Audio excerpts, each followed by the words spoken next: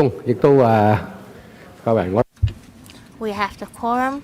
We will continue with our meeting. Please return to your seats. Next, we have Mr. Vincent Chang. Thank you, Chair. I give my support to this light public housing project. For a period of time, there have been discussions on this project in the community, and I think we do need to learn about the importance of this project. And I have been taking part in addressing subdivided unit issues and housing issues, and I think this project can help address the desperate housing needs of people living in subdivided units. I have two questions. One, I've talked to the secretary myself, and I mentioned that these 50,000 units should be built in one go. I heard that there will be 7,000 units in the first batch and then 9,000 units in the second batch. I think we should boost the occupancy rate when we first kickstart the project. Some may think that people are moving to a poor living condition by moving into light public housing, and I don't think that will be true. I think that there are good supporting facilities in the vicinity of the light public housing, and I think the living condition there is much better than subdivided units. However, it seems that a lot of people who are living in subdivided units are still unfamiliar with the project, and they may have hesitation about light public housing. So the administration organized a visit to light public housing units, and once they are familiar with the project, I'm sure they would be willing to move into these units. So I hope that the administration can organize more activities or events or even platforms so that people can learn more about this project. Secondly, well, with the provision of these 50,000 units and with the new public rental housing units to be completed, I think there will be a target for us to phase out subdivided units completely. The living environment in subdivided units, for instance, in Yau Ma Tei, are inadequate, and there are often fires. So I wonder if the administration can set some target. Once that you have a stable development of light public housing, you can phase out subdivided units so that people will not have to live in SDU, and so that there will be no incentives for landlords to create subdivided units. Thank you. Secretary, we share the same ideas. We have been promoting light public housing and transitional housing. As we learn more about these projects, we think that these projects deserve to be promoted to more people. We have been organizing trips to various transitional housing units for people in need. Some of them ask for application forms right away and tell us that they would like to apply for these housing units. Apart from organizing trips like these,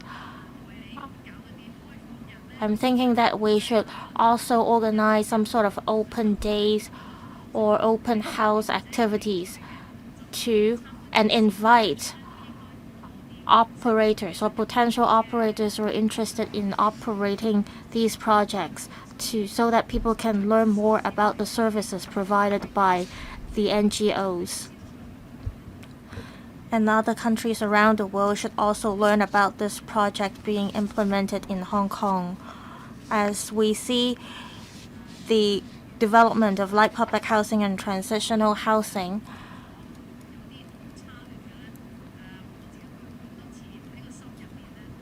well, I have been to subdivided units, and I have concerns about the living conditions there. I think there should be some sort of regulatory actions to be taken so that we can eliminate subdivided units completely in this city. Well, this light public housing project is an important first step that we're taking. Once we get the funding approved, we will start planning how we can eliminate subdivided units. Well, you can also upload videos of the units. That's how the housing estates or housing agents have been doing now. Next, Ms. Carmen Khan. I hope that the administration understand that as we discharge our duties as members of the Legislative Council, we have to make sure that the administration make good use of the public funds. So I have some concerns about the administration of light public housing.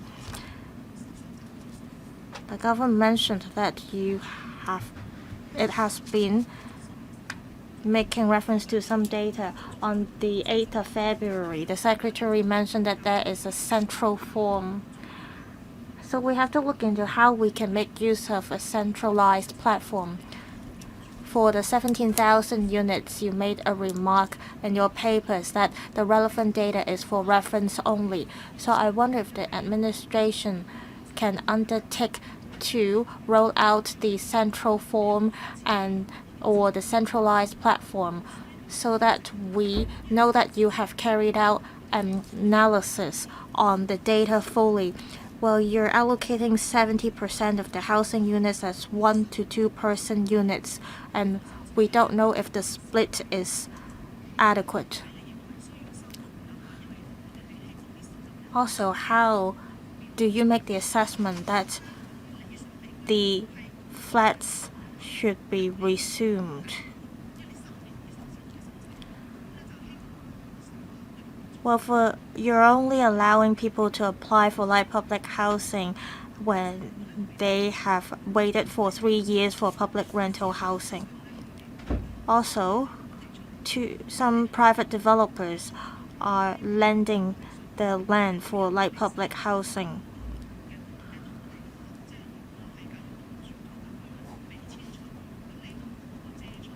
Would there be situations in which residents of light public housing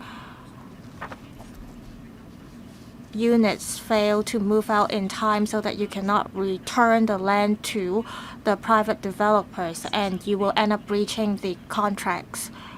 Secretary, we are working to create the central form, and I think a few months later, around the middle of this year, we'll be able to dispatch these forms to people who are interested in applying for light public housing.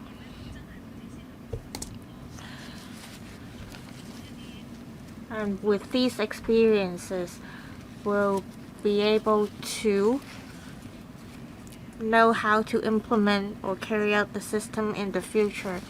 And in the future, after we've collected the forms and we do the screening, we will let the operators follow up. On the issue about returning private land to developers, there is a deadline for us to return the land. Well, we're going to spend 2 years to build the units and 5 years for people to use these units. The residents are on the waiting list, and we will see more and more public rental housing units completed. In the next 5 years, there will be a number of public rental housing units completed. And there are 3 options for these residents on the wait list. If they do not pick an option, they will be disqualified, and they can no longer wait for public rental housing nor light public housing. That way, we can make sure there are no residents living in light public housing for a prolonged period of time. And we'll make sure that we draw a line to ensure that no new residents will move into these units after the deadline. By Q1 2025, the units in Yuen Long will be completed, and it will be built on the private land by the developer. Does that mean that you will return this site to the original owner of the land after 2 + 5 years? Yes, 2024 is the year of completion.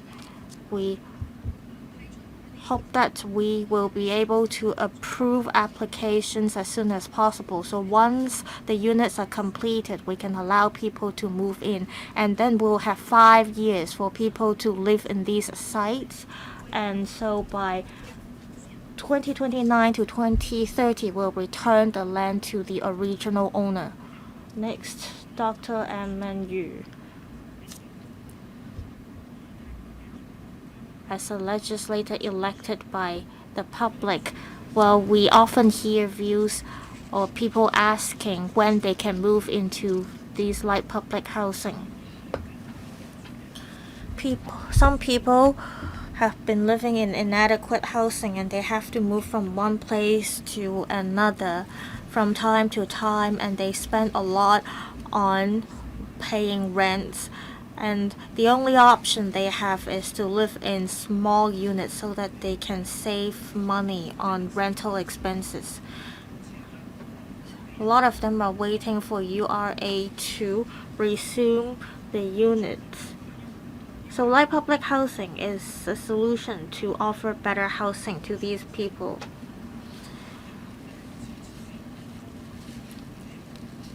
There's one reason for us to offer our support to this project, that is to offer a better living environment to people living in subdivided units.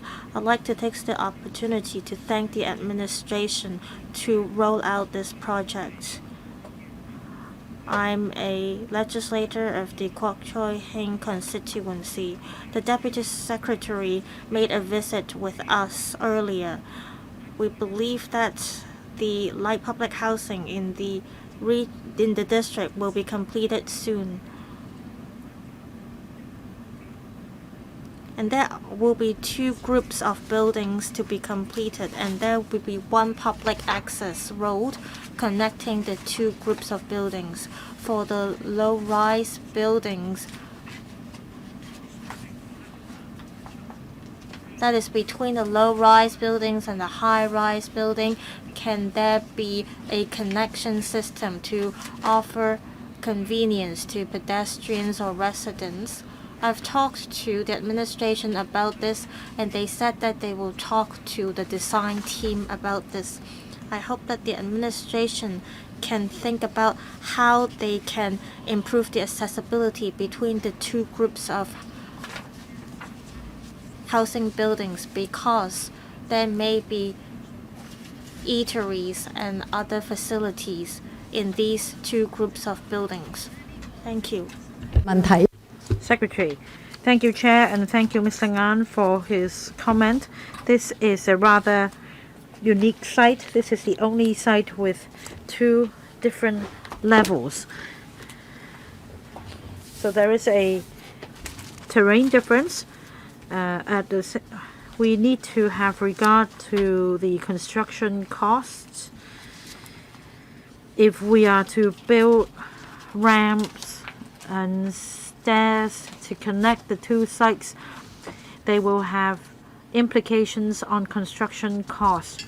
I know the ASD is finding a way out, and let me ask Mr. Lee to take your question. We have considered providing a connecting bridge for the 2 different sites, but as explained by the Secretary, this will have an implication on the construction costs. Next, Mr. Robert Lee. Chairman, first, I support the government's light public housing projects. In the short run, we can improve the living condition of SDU tenants. We have a long list of applicants for PRH, and developing light public housing on idle sites in the short term will help address the acute shortage of public housing. As mentioned by many members, in terms of construction costs, site locations, environmental implications, there are much more to be desired. The government should collate information and mount better publicity in the future. Now, I have a question in relation to publicizing light public housing. I'm grateful to the administration. I also visited the transitional housing sites, and indeed they are quite accessible. One of the sites is actually situated quite close to the LRT. So I understand that there will be communal facilities, and there will also be seminars for residents in the neighborhood. On environmental protection, will there be any recycling facilities? Will you drive a behavioral change for the community to go green? And finally, on vetting criteria, how do you make sure that only the most needy applicants can succeed in their applications? How do you prevent those not really eligible for light public housing to abuse the system and rent out lease the flat later, or sublet the flat later? On publicity, I appreciate the member for the good suggestion. We should more widely publicize light public housing. Perhaps we can upload more video clips on the internet. And meanwhile, I think a heated discussion on light public housing is also good publicity. Green and recycling facilities. This is something we've identified in transitional housing projects. They have organic planting activities, workshops. And I think that for grassroots residents, recycling can not only help them go green, but to help them save their own resources as well. On eligibility criteria, we do check the applications to make sure that only those eligible will be given the LPH resources. Next, Mr. Tony Chia.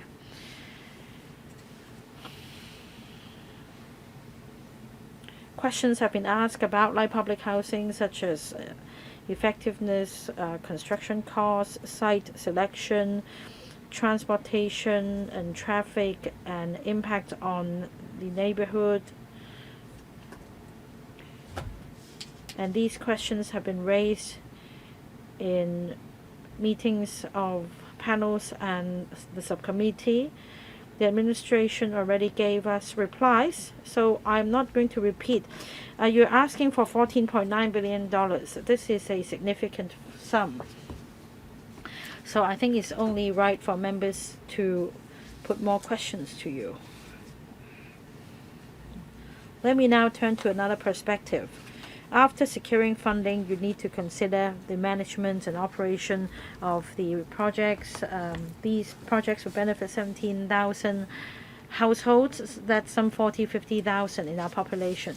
So if resources permit, we should go ahead with it.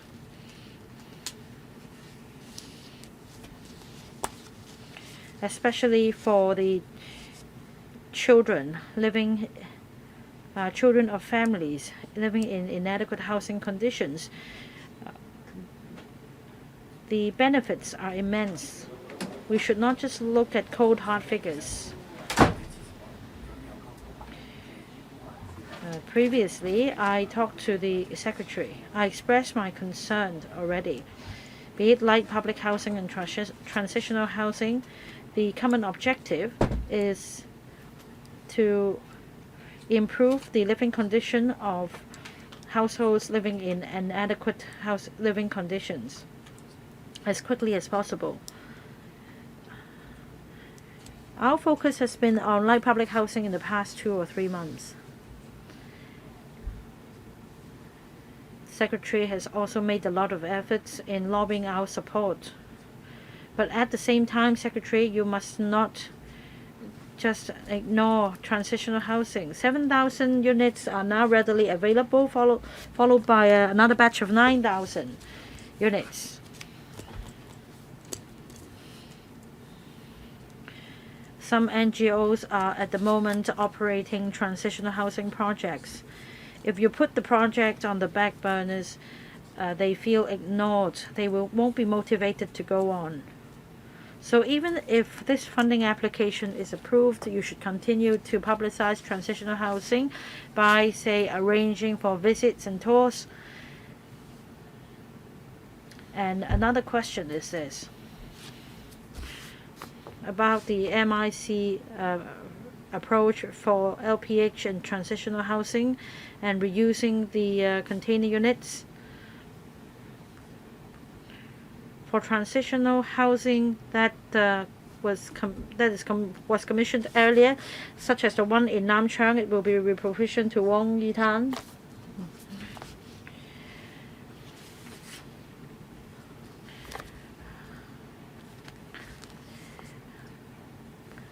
I hope that the Secretary will not ignore transitional housing units.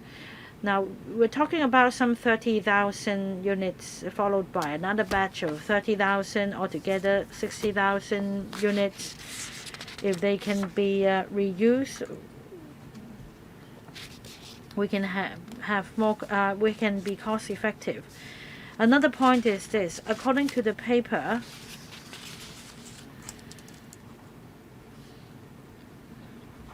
the management cost is $1,000 per unit. Say for units of 25 square meters, we're talking about 37 cents. Now, some say that this is such an expensive sum. Once completed, is it really necessary to pay such an expensive sum for the maintenance since they're new? Another point is this: if you envisage LPH to be popular, you should rethink whether those living in SDUs will be incentivized to move there.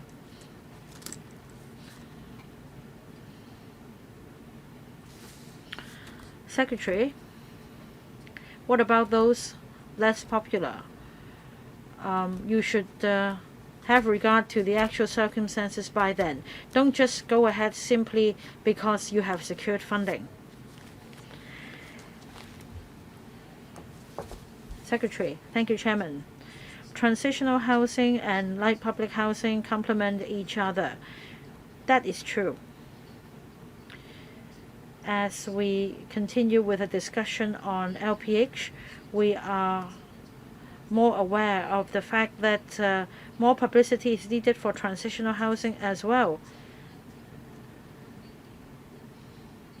Some NGOs in charge of transitional housing must have felt the liaison we have with them, and we are going to enhance publicity. These two will go hand in hand. We envisage great success for both initiatives.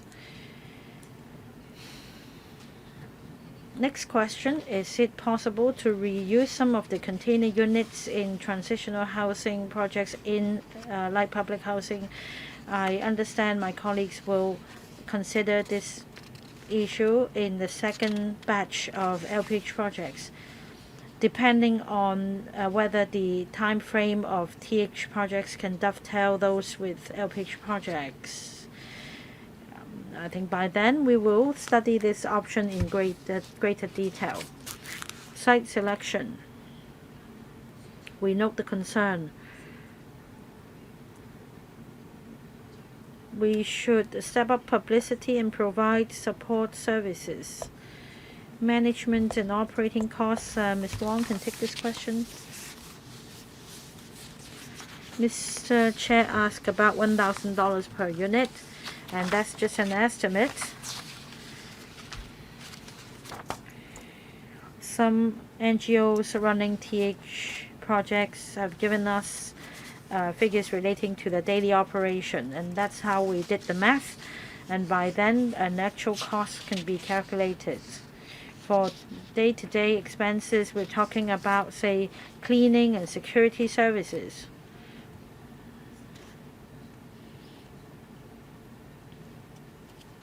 Service contractors are engaged, and similarly in the tender document this will be stipulated. Next, Reverend Peter Kuhn. Chairman, we should resort to every means to help PRH applicants get a roof over their head, so I have no strong views on that. But on TH and LPH projects, many NGOs have been very dedicated to transitional housing projects. When the government first floated the LPH idea, the government explained in great detail the difference in the two initiatives. For transitional housing, the NGO should be financially independent, whereas for LPH, it is to be funded by the government. You talked about publicity, but I can't help but feel that there is still competition with the transitional housing.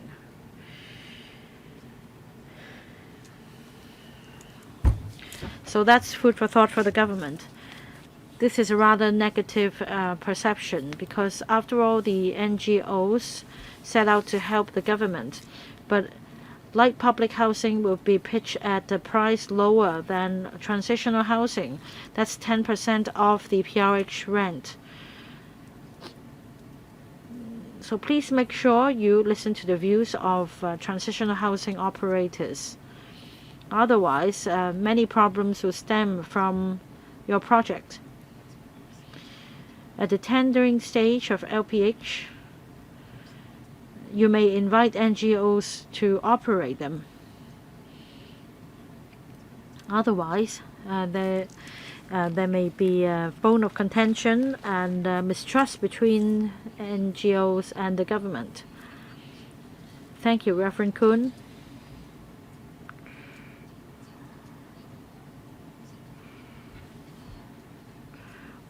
We are trying to adjust our strategy in relation to liaison with TH operators.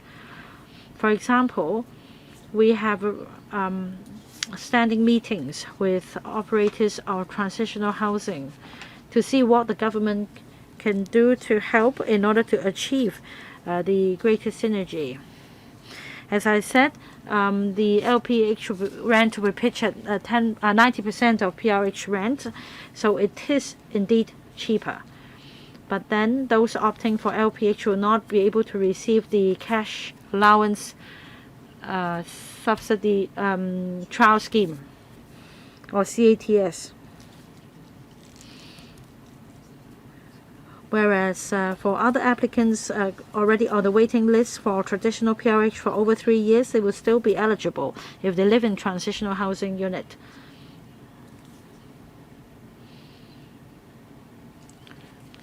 Now, I talked about the coordination platform to enhance communication with them, and I'll be happy to receive any TH operators.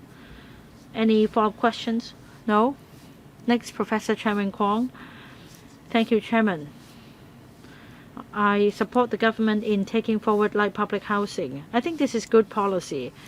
This can address the issue of inadequate housing and poor living condition of subdivided unit tenants.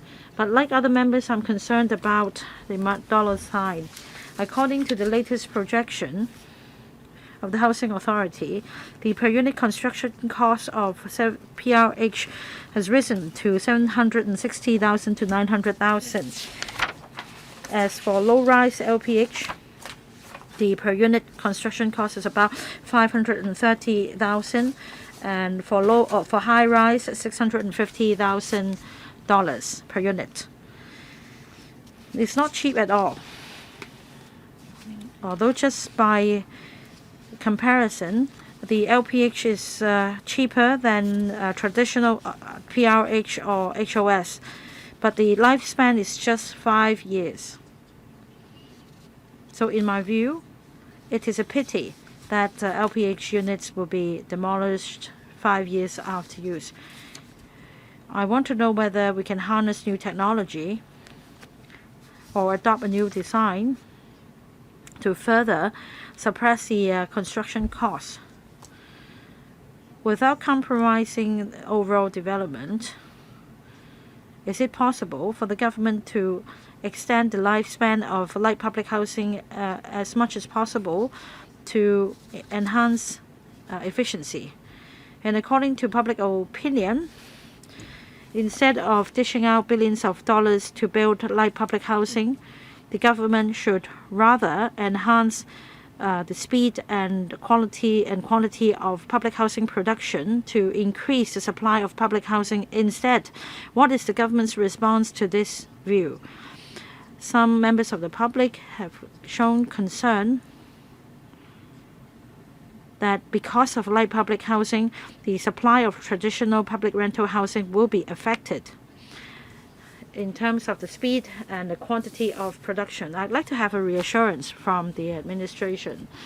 Secretary, thank you, Chairman. Thank you, Member. Let me just answer the latter question.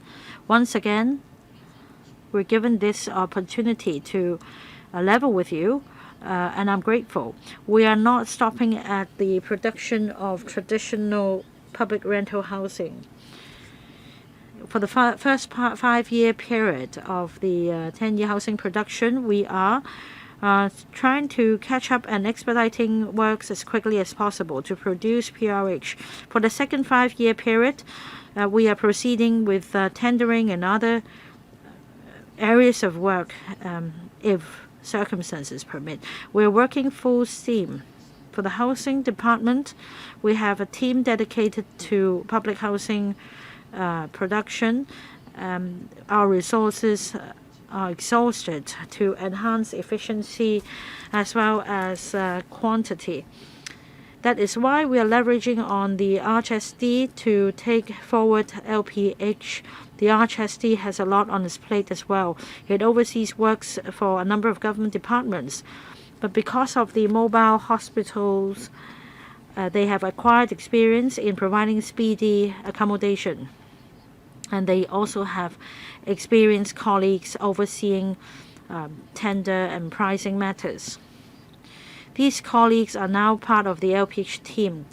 We have a team from the RHSD for LPH and another team from the Housing Department on traditional PRH. We're not relaxing our efforts. Construction costs, 760,000 for traditional PRH unit. That's the latest per unit cost we announced. If my memory serves me right, this is a reference price for tender value in 2021. And we have incorporated a future price adjustment for this LPH project. We have taken into account the price level in 2026-27 when the projects are due for completion.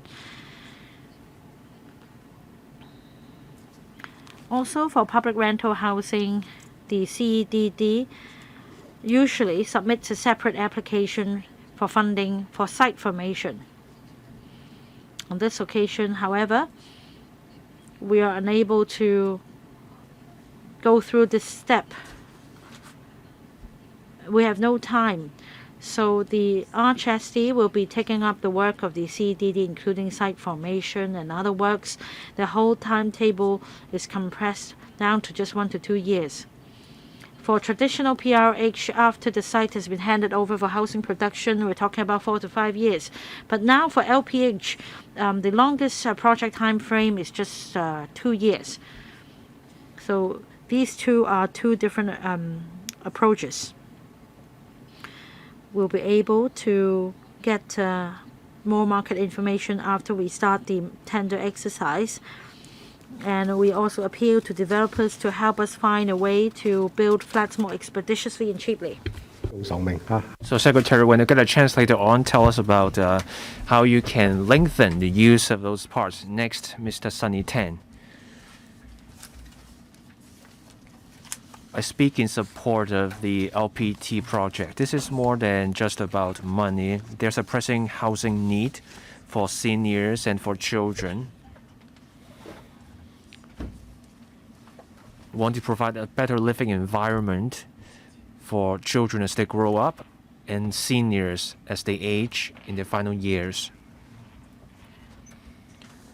Some of the LPT sites are in the remote areas, others in urban areas. Can the government give us a commitment such that when it comes to transport, you can have social cohesion in the neighborhood?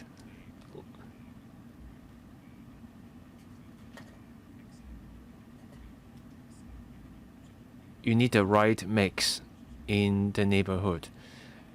It's just that the government needs to get this right. The LPT units will be used for 5 years.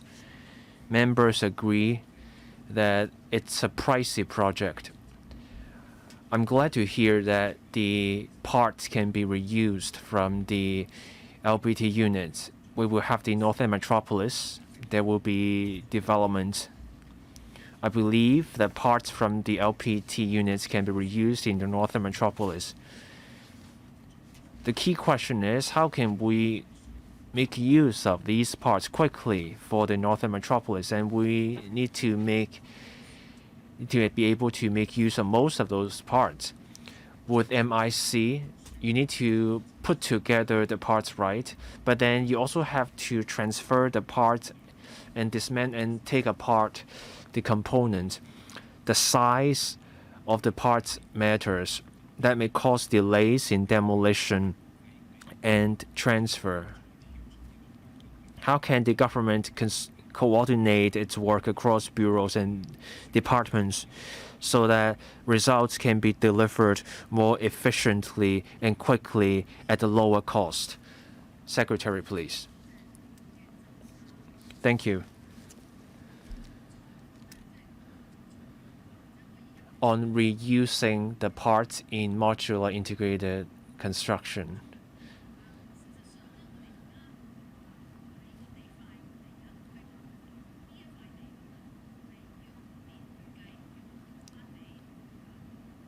On this site, we need to return the site after 5 years for its original intended use in Kai-Tak.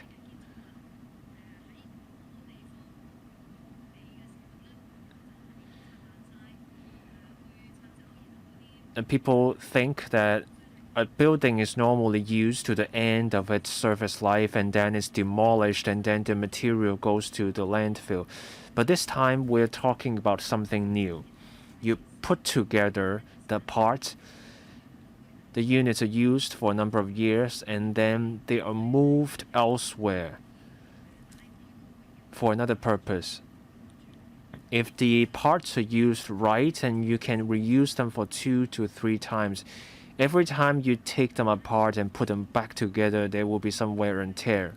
But then, from the example of Nam Chun 220, there is very little wear and tear. You just need to do some minor repairs and the parts are good for reuse again. For each site, the TD has looked at the transport links. the ASD and also the housing department use the MIC technology before issuing the tenders. Traffic consultants are hired to look at the transport linkage. That's how they can tell which sites are suitable for MIC. You know the terrains with Hong Kong. On Hong Kong Island, there are steep slopes, narrow sites. Those are sites not suitable for MIC. And we will sort those out before issuing the tenders. And the ASD will keep an eye on the situation. I'm just curious.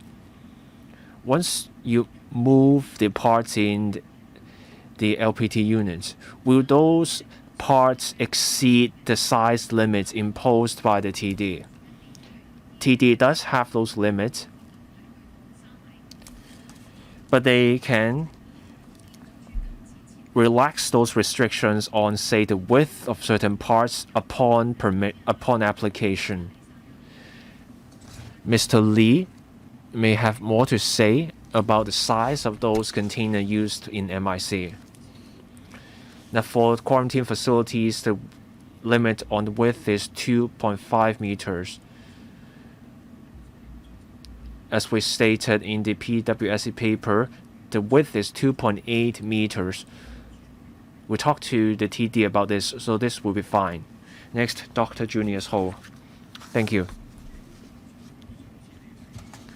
Secretary, last time you gave us a pledge to visit Hunan along with me, but you were too busy with the work and then you were indisposed at that moment. I hope that you and your team can take me up on this offer to go on this visit to Hunan.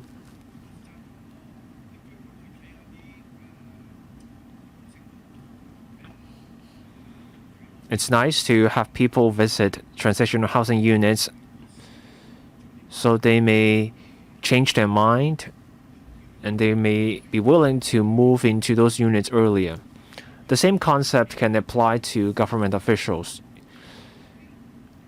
You shouldn't be just working on your own. You should visit other areas to learn from other places. On Yau Pok Road in Yuen Long, there's a site that will be 2,100 units. For each unit will cost $550,000 or $530,000. That's $1.1 billion in total. Look at the example of Changsha.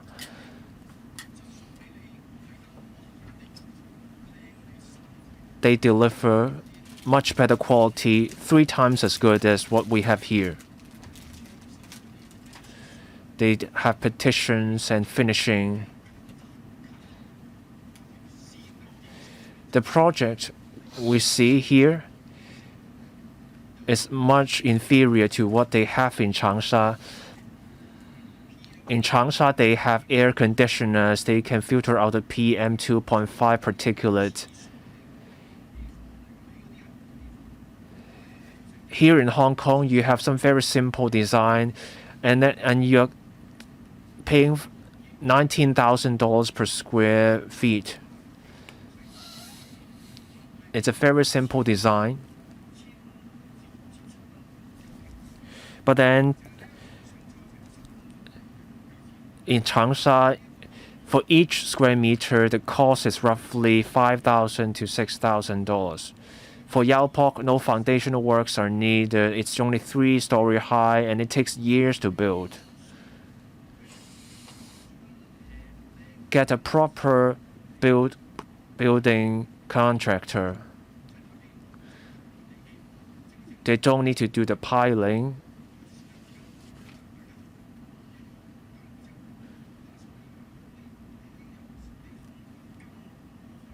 If you can join me on this visit to Hunan, let's do that next week. We can do a day trip. You don't even have to do a tender. You can invite the contractor there to build the units in Hong Kong. You can build the 2,100 units on Yau Pok Road. Those are containers. You don't even have to worry about the building collapsing. You can have the intake as soon as in August. there's a jam in front of you, and you have a choice. Why spend $1.1 billion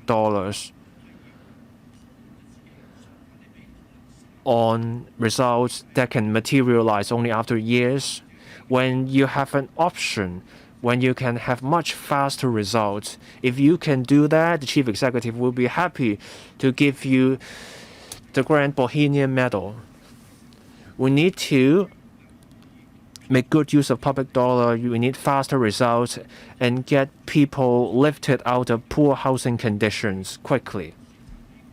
So I'm offering you this option. You and your team can do this day trip. It takes 3 and 4 hours. When will you be going on this trip, Secretary? Thank you. Last time, a colleague of mine went on this trip to Changsha. That's my political assistant. Other professionals were also on the visit. We obtained information afterward. For this manufacturer in Changsha, they follow fire safety standards, building standards that are different from those in Hong Kong. If they meet the same standards we have in Hong Kong, we welcome their participation in Hong Kong so that we have more options in modular integrated construction. We welcome those manufacturers from the mainland. Chair, just one comment. We understand that standards have to be met, but you have to visit those places in person, honor the pledge. It's important to meet standards.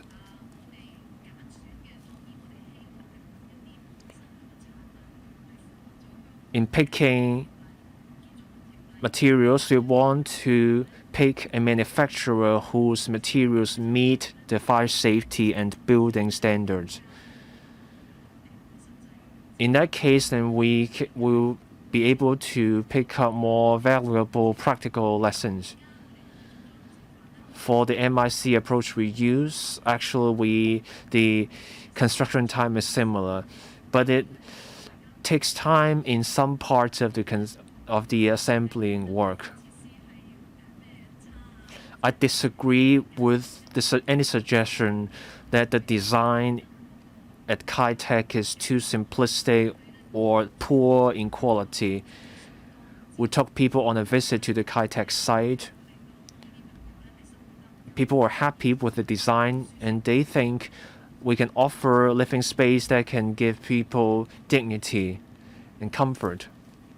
Secretary, it appears that you have collected information on MIC in the mainland. I agree that you should do some research on the quality before going on the visit. Next, Dr. So Chang Wing.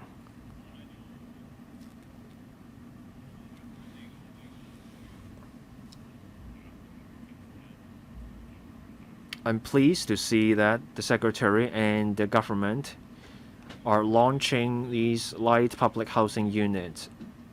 Other members have already asked the questions I was about to ask.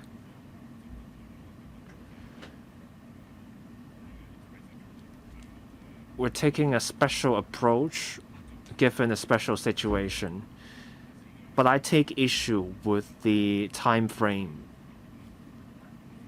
The units will be used for 5 years.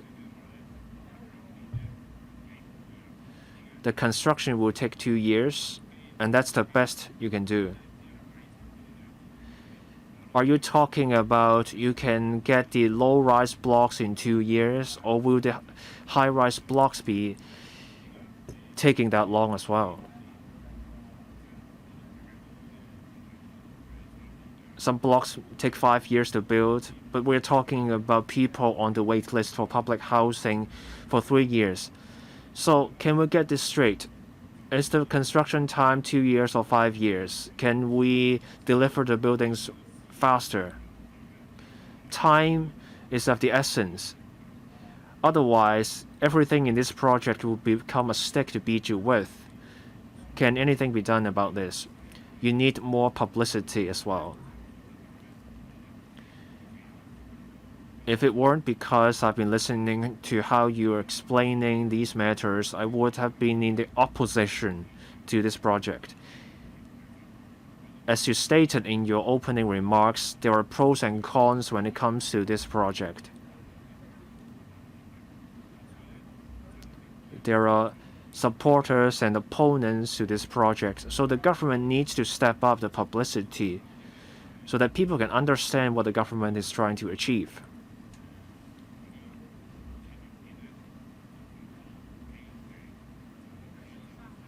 The paper says that private developers are lending the government some sites. We need to address the pressing housing need when it comes to public housing, but the government should also spare a thought for the private housing market. There are ramifications for the private housing market as well. You have tens of thousands of light public housing units. So sites that could have been used for private housing are affected. There will be delays for more than 5 years. We know there's keen demand on private housing units. The government needs to strike a balance on this issue. 3 questions for the Secretary. First, the construction time frame. The low-rise blocks on Yau Pok Road, this will take somewhere over a year to complete. It's a large site, and there are different works needed, but that will take somewhere more than a year. When we say 5 years, we're saying the units will be used for 5 years.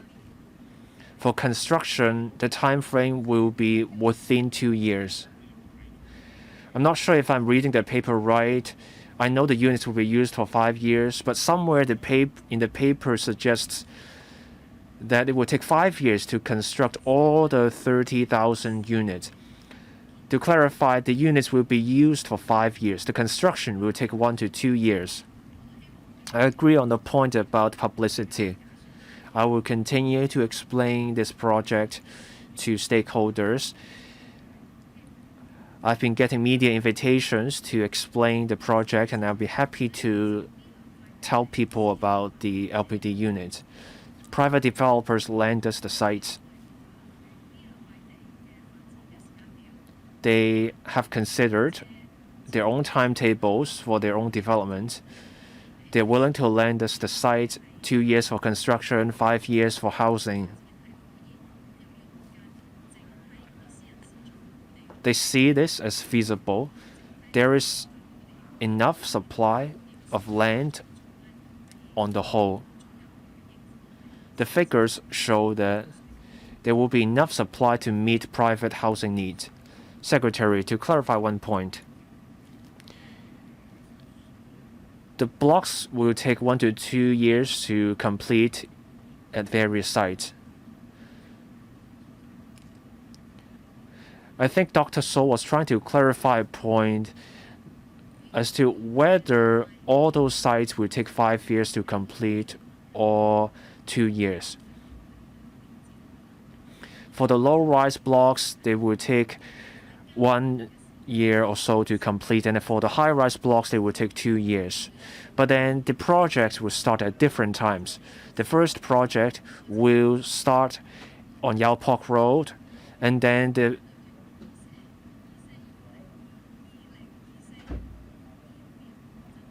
project on Yau Pok Road will start in 2024 to 25, and then progressively the sites will be delivered. The last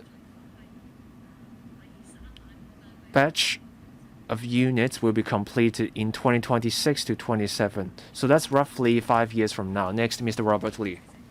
簡約公屋呢 Chair,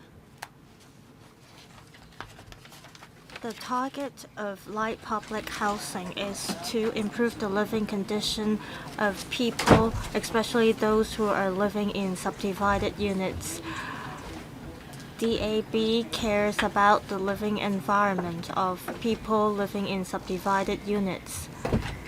With the completion of light public housing, I believe that the living condition of people living in subdivided units will be improved. I support this project from this perspective. To improve the living condition of children living in SDU, the cost of this light public housing project is quite high. I understand that the administration has been working to lower the project costs. I hope that coming up you will continue to work to lower the costs and that you can think of other ways to lower the costs for contractors. After the project is made public, as a lawmaker in mid Kowloon or central Kowloon, I've heard opposing views, and Secretary, you and your political assistant also attended this meeting. On the 4th of February as well as on the 4th of March, we attended meetings with the relevant stakeholders and residents. And on the 5th of February and the 10th of March, we asked for the administration for a response. And I myself, on the 1st and the 27th of February, wrote letters to electrical panels and subcommittees to express my views, and I asked for the administration's response, and I did receive your reply. Still, there are a few points raised by the local residents, including one, they are aware that this project will be endorsed in the Finance Committee.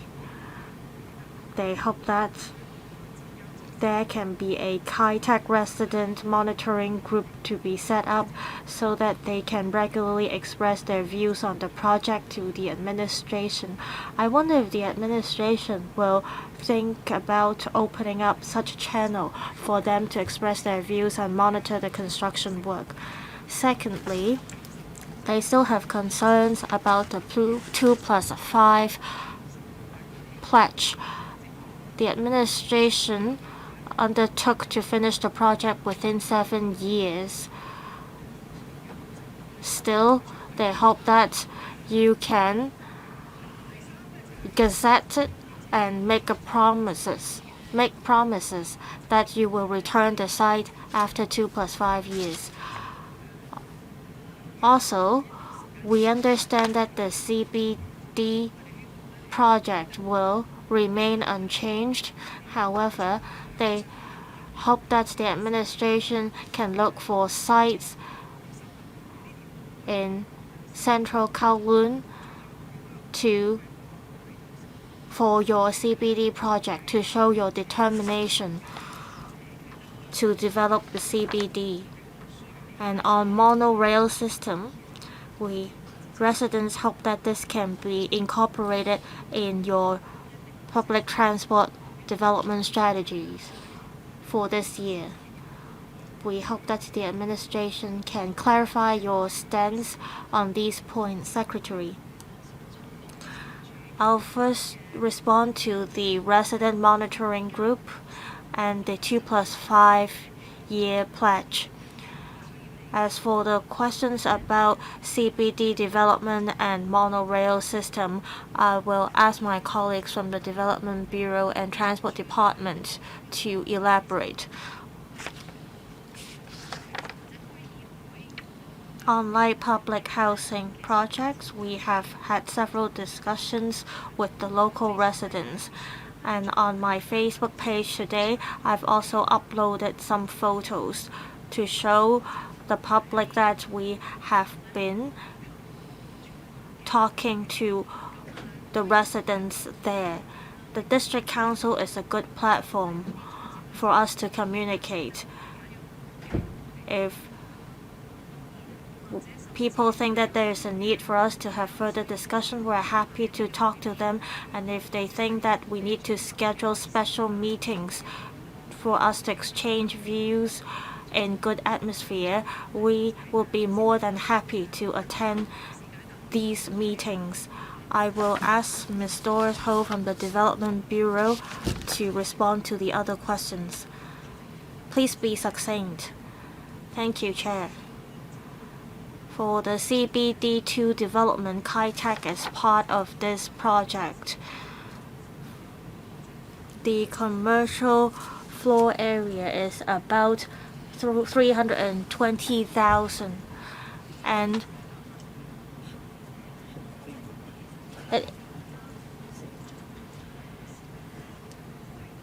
if you look at Central as a CBD, the commercial floor area is comparable to this project. So we have already set aside enough floor area for the CBD2 project. There are 1.3 million for the floor area in Kai-Tak. So 70% of the land has not been sold, and about 100,000 square meter of floor area. And some of the land or sites failed to be bid by developers, and we think that there is enough supply of land for the CBD2 project.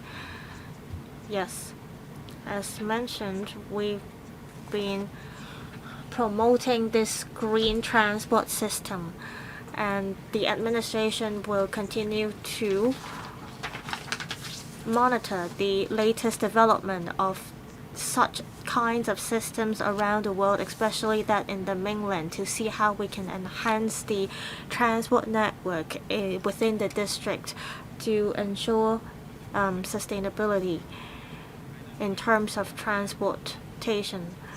Mr. Stanley Ng.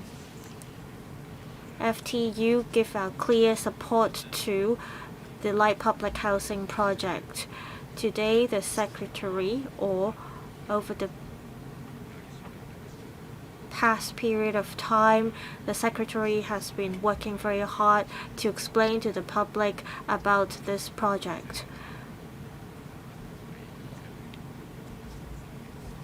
I believe members who are sitting here all are empathetic and rational. For humanitarian reasons, we want to improve the living conditions of those living in subdivided units, and this is a strong reason for us to give our support to the project.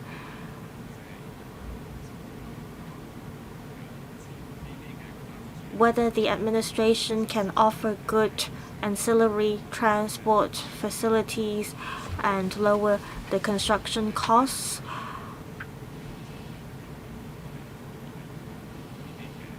it depends on the administration whether it can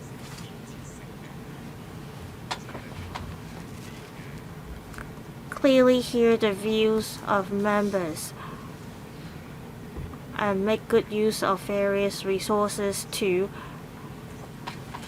enhance the project. So I hope the administration can keep lowering the costs and provide good ancillary facilities to optimize the project so that we can, on one hand, achieve the targets we want to attain and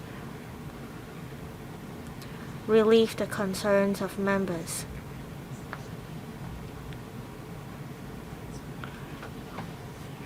We think that the administration can be more open-minded.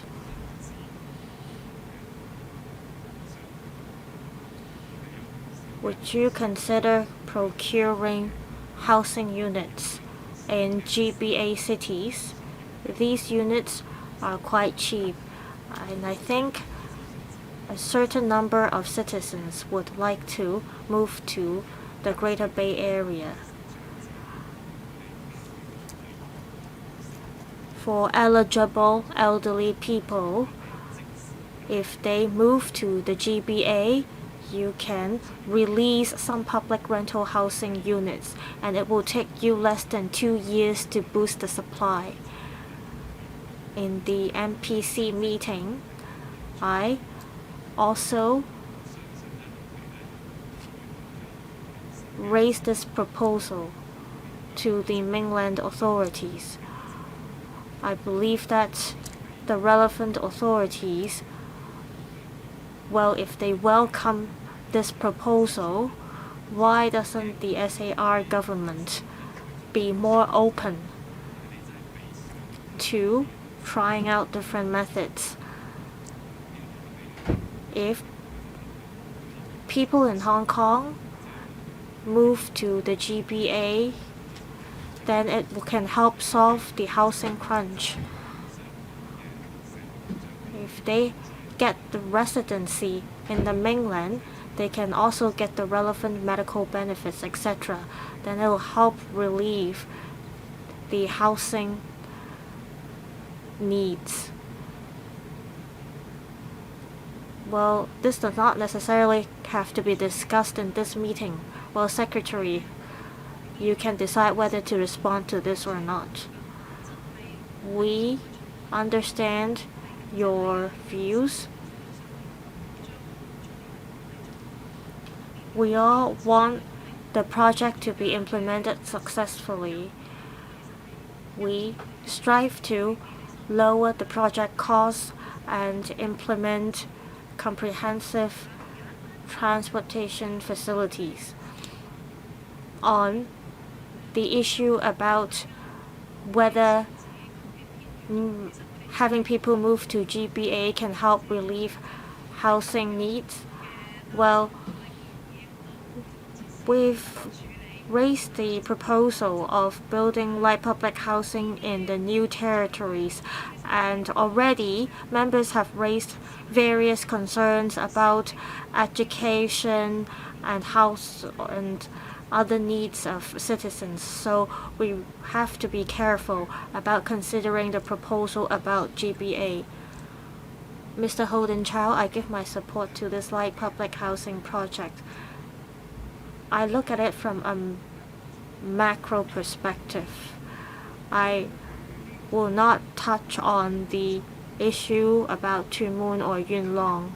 We've been struggling with offering more housing supply in Hong Kong. Well, we're finally moving from order, stability to prosperity.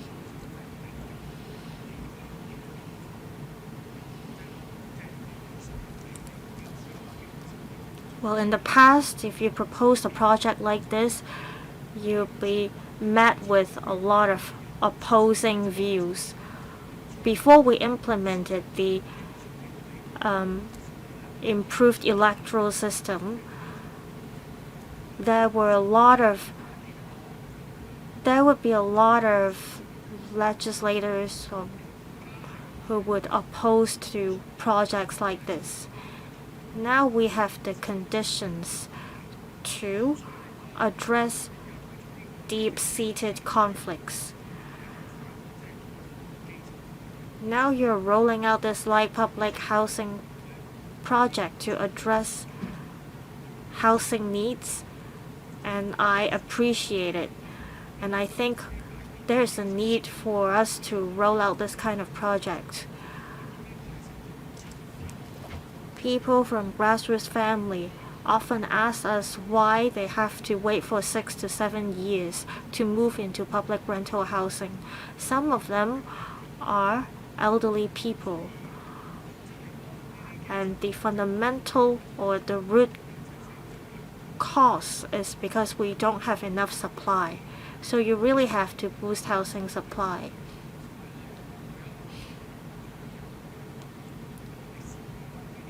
My view is that if we can make good use of these light public housing units in the new territories, for example, we can offer incentives to people to move into these units in the new territories. We have visited people living in subdivided units. Their concerns is that after they move into light public housing units in the two territories, they will lose their jobs. So you have to offer incentives to encourage people to move into the units in the new territories.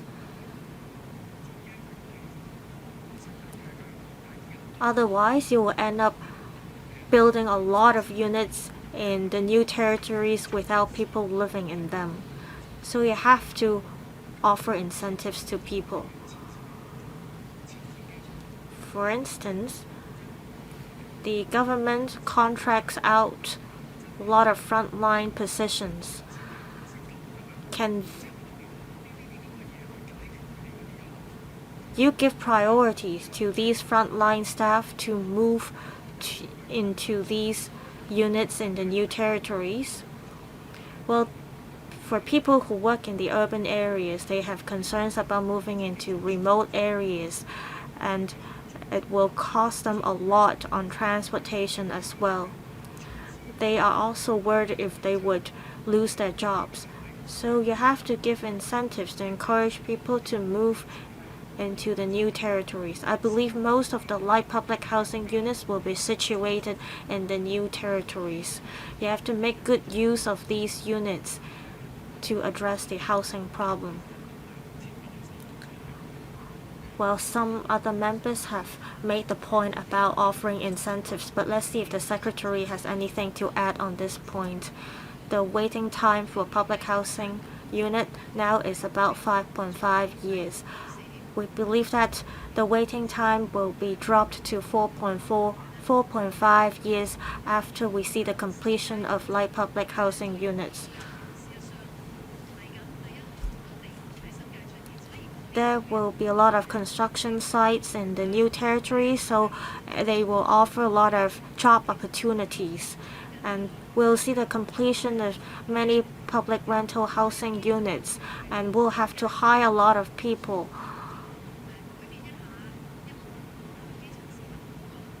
So we have to change the mentalities of people in terms of where they can find jobs easily. Perhaps we can work with the Labor Department to explain more to people in this respect.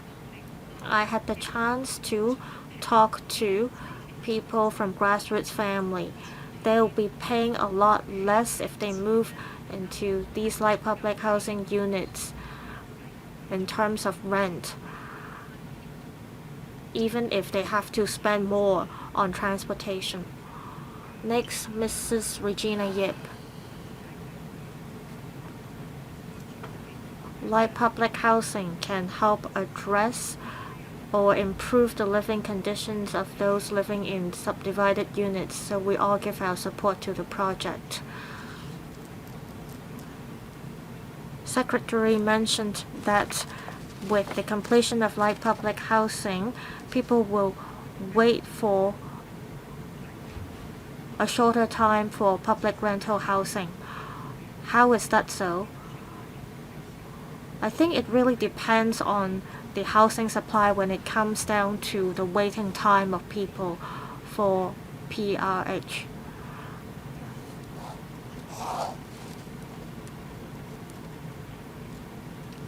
I think for those who will move into Tuen Mun Area 54, the site was supposed to be used to build sports ground or sports center. So people have to pay a price when we build light public housing estates. Can you make a promise to the residents in Wo Tin Estate and Cheng Tin Estates that they will be having a sports ground in the future? So $14.9 billion is the construction cost. So what do you expect the recurrent expenditure to be? Secretary. Thank you, Chairman. Thank you, Mrs. Yip. Well, I explained that when the light public housing comes on stream, the waiting time for public housing will be shortened to 4.5 years. When we announce the figures, by then, we will announce the waiting time for traditional public rental housing units together with a composite waiting time for PRH as well as LPH. With the emergence of LPH, the PRH waiting time will be a bit different from the composite waiting time. These are two types of housing with adequate or with good living conditions, with proper support facilities. We'll announce both figures. For Twin Moon Area 54, we are not stopping at the provision of sports facilities. We are having a discussion with the relevant department on what facilities to be provided, and the work schedule will tie in with the decommissioning of the light public housing in the future. At the moment, the site is used for backup storage, is fenced off, and this is a remote place. By then, community facilities will be provided. The Undersecretary met with members many times, and we also received views about the provision of shops and other services. These facilities will be put in place in the future light public housing project, not only for the LPH tenants, but for everyone in the neighborhood. Recurrent expenditure, $4.4 billion. That's our estimate. For the 17,000 units in the first batch, we estimate $2.5 billion will be needed. So $2.5 billion after the first batch has been completed. Yes, on the estimation that the operation will last for 5 years, but of course this is subject to price adjustments after the tendering exercise, making reference to the market price. The operating expenses is not just about security and cleaning services. We are also going to include many community services such as job placement, studies. Will you be applying for additional funding, or will it be incorporated in the budget? Yes, you will see that item in the next budget. Next, Mr. Chan Kin Paul.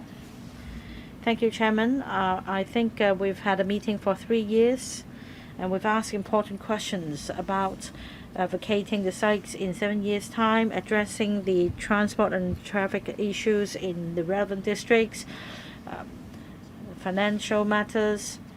All in all, I think the light public housing is a good policy. It provides some 30,000 units. I'm going to support it. I don't need a reply from the Secretary. I just want to say that this is just the start.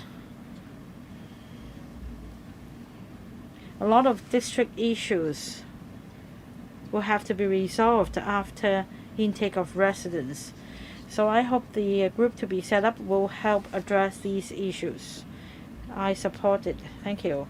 Before Ms. Eunice Yong starts her turn, let me just say that we've had a meeting for 3 hours. Other members, if you want to speak, please come down as quickly as possible. We have 44 members on the list, and at about 6:10 p.m., that's in 15 minutes, I'm going to draw a line. So whether you're in CITIC Tower or just upstairs, do come down if you want to speak. Next, Ms. Eunice Yong.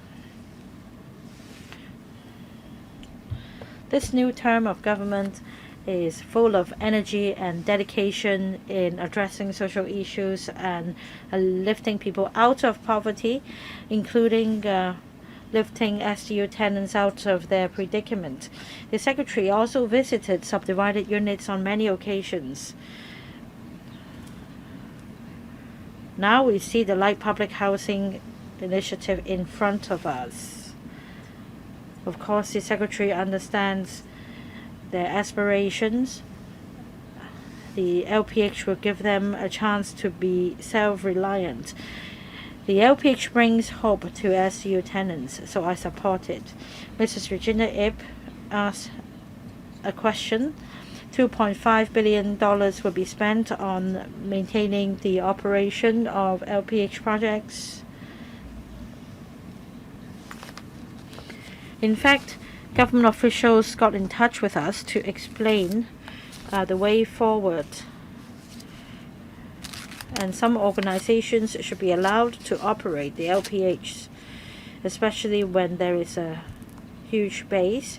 We're talking about some 30,000 households living in light public housing units.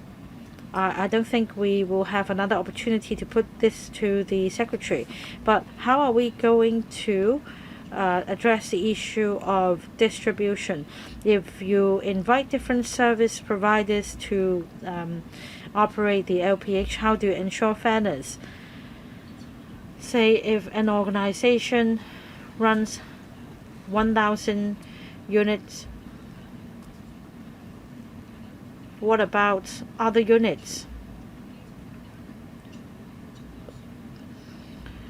The STU tenants are the most needy group in our society, be it intergenerational poverty, single parent families. They have different needs. They have employment and transport needs.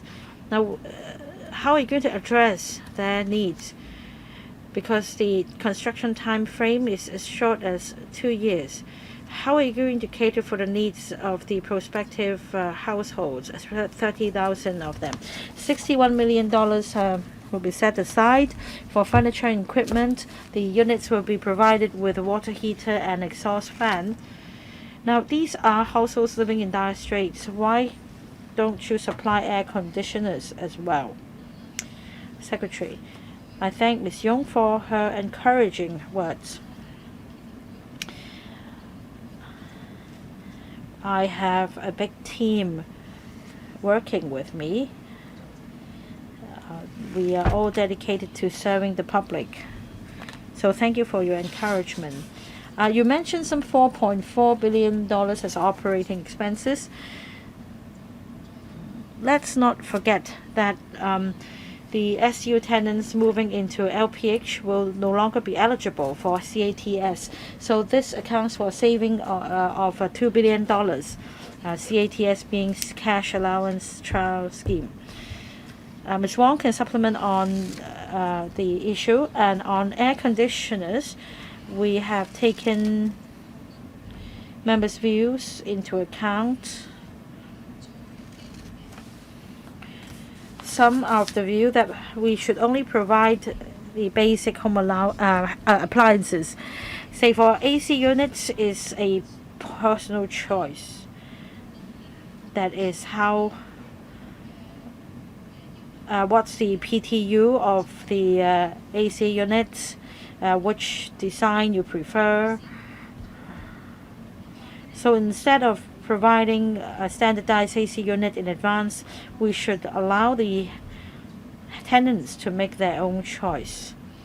We provide a socket, and whichever AC unit you purchase, it can be easily installed. Some elderly tenants may otherwise save money on other items instead of an air conditioner, which they don't need. Ms. Wong, and supplement. Yes, be succinct. Open tender exercise will be carried out for the future operation and management of LPH. We are looking for experienced organizations which have managed projects of a similar scale before. Apart from day-to-day maintenance, we also require the service provider to provide community services. These requirements will be stipulated in our tender document. We do hope that experienced organizations can give us innovative ideas and provide services to tenants with different needs. Say, there may be LPHs in more remote areas with a smaller flats, and services should be tailor-made for this group, whereas in urban areas we have bigger LPH flats, and likewise suitable services should be provided. We look forward to the plans. Some projects have a different scale. Some contains 2,000 units, some contains 10,000 units, and it is possible that more than one operator may be engaged for a project.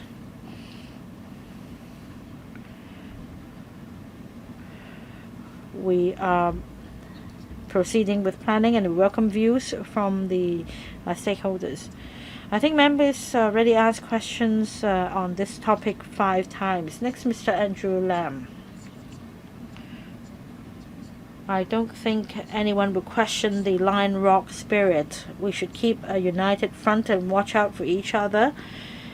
Despite the sentimental comments, I also like to ask questions on financial matters. I hope that we can maintain this Lion Rock spirit, and you will not just bulldoze things through. We always compare light public housing with transitional housing, and let me declare my interest. I serve in an organization that operates transitional housing. For transitional housing, is $550,000 per unit, and all inclusive. I know that this is the standard unit for comparison. In other places, you use the square foot cost instead of unit cost. Please refrain from using unit cost for comparison, because I don't think you will get anything meaningful from this kind of comparison. $14.9 billion. And there are 12 items of expenditure. Furniture and equipment. My take is that a few years down the road, you won't be able to reuse them. For C&D, building and building services, according to the Secretary, these, or at least 60% of these 2 items, may be reused. And we're talking about $6.5 billion out of the $14.9 billion.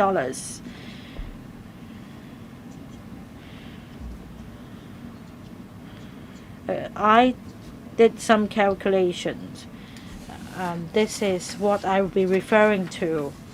In the future, I hope that you can maintain cost effectiveness. I'll be following up on the breakdown here. This is a basis on which I consider whether it's value for money. For transitional housing projects, the biggest project contains 1,800 units, followed by 1,200 units. Whereas for LPH projects, they are of a larger scale. You should be able to achieve economy of scale. I see you're nodding. I hope you're agreeing with my observation. Next, about management and maintenance. That's about $3.7 per square foot. And I did some calculations. I thought it was $13, and you said otherwise. So $3.70. What about the remaining $9.30? What services are included?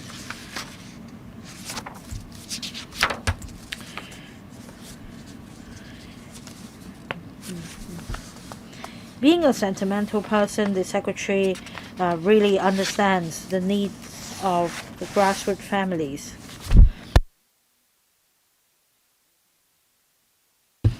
In fact, what is needed by SDU tenants are also what is needed by traditional PRH tenants. Finally, If we have 30,000 LPH units together with 20,000 transitional housing units, we have 50,000 units available. Using government statistics, for SDUs, one flat can be divided up into 3.2 units. And in other words, you'll be able to release some 16,000 flats in the private market. And I'll be pursuing this line of question in the future. Is it true that the number of flats I mentioned will be released into the private market?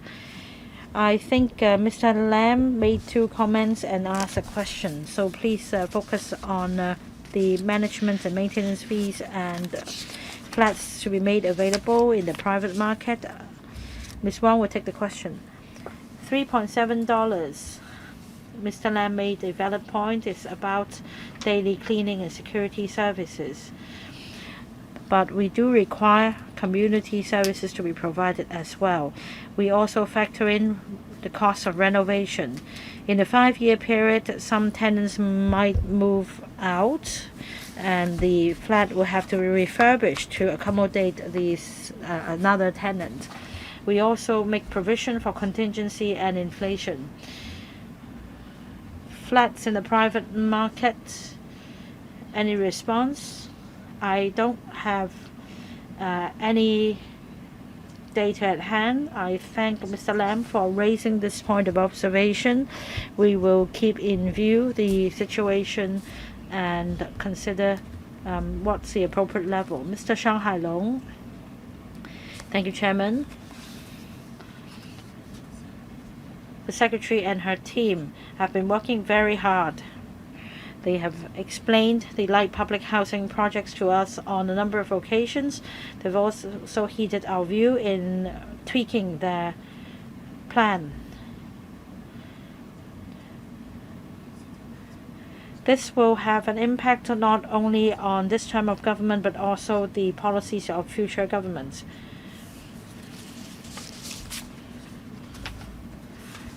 Chapter 5 of the policy address provides that since the waiting time is now 5.5 years for public housing and for the subsequent 5-year periods, except for tenants or applicants who refuse the 3 flat offers, the government should be able to address the issue of long waiting time for public rental housing. Now, this is in black and white, so I have the following questions for you. As you can see in previous governments, the government relaxed its efforts in PRH production. It's 0.07 now. In the previous government, 0.82, and the previous term of government, some 7 units. So you see the progress being slowed down.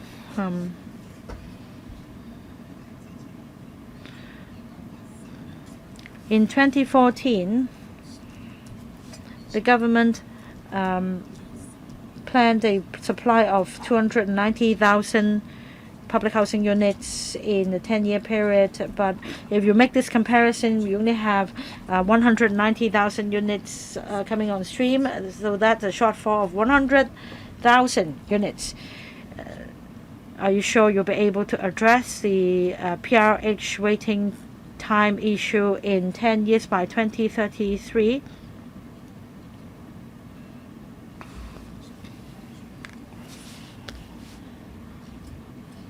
Now we need manpower to oversee this new LPH project. Does it mean that if we support this paper, the Bureau will be submitting establishment or funding applications for establishment proposals? On another point, digital gap is also a major issue in Hong Kong. Some 30,000 households will benefit from LPH. Maybe we should work on improving the technology as well. Should we adopt AI and other smart technologies in managing the 30,000 LPH units and IoT as well? The $2.5 billion operating expenses, maybe we can generate income by having external advertisements. 簡短啲啦。 On the policy issue, can the Secretary give us a brief response and also reply to the second and third points? For overall housing supply, in the next 10 years, the demand will be 301,000 units. For the land we have, we can build 360,000 units. This means we have buffer. 2/3 of the units will be completed in the second 5-year period. So now we have a supply crunch in the first 5-year period. The member alluded to a slowdown in the completion of public housing units. I don't have a chart at hand.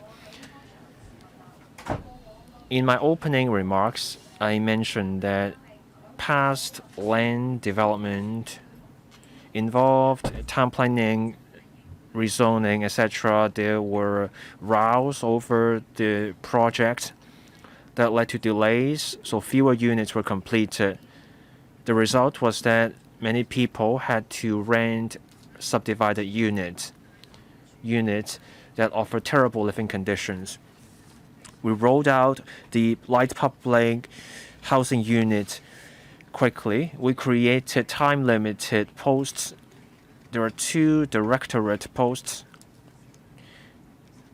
We will come to the legislature with the post creation proposals in the second half of the year.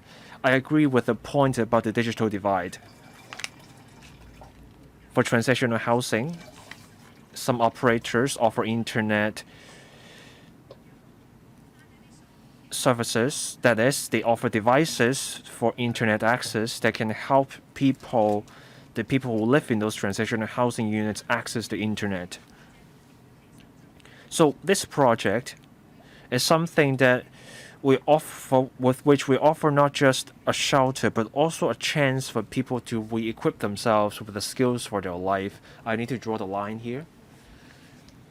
45 members will speak on this matter, 10 or 12 more to go. Next, we will hear from Mr. Chen Xiu-hong. I commend the Secretary and her team. They showed dedication and perseverance. There were setbacks at first, but then they stuck to the project and gave us an improved project. This is a proposal about 30,000 light public housing units.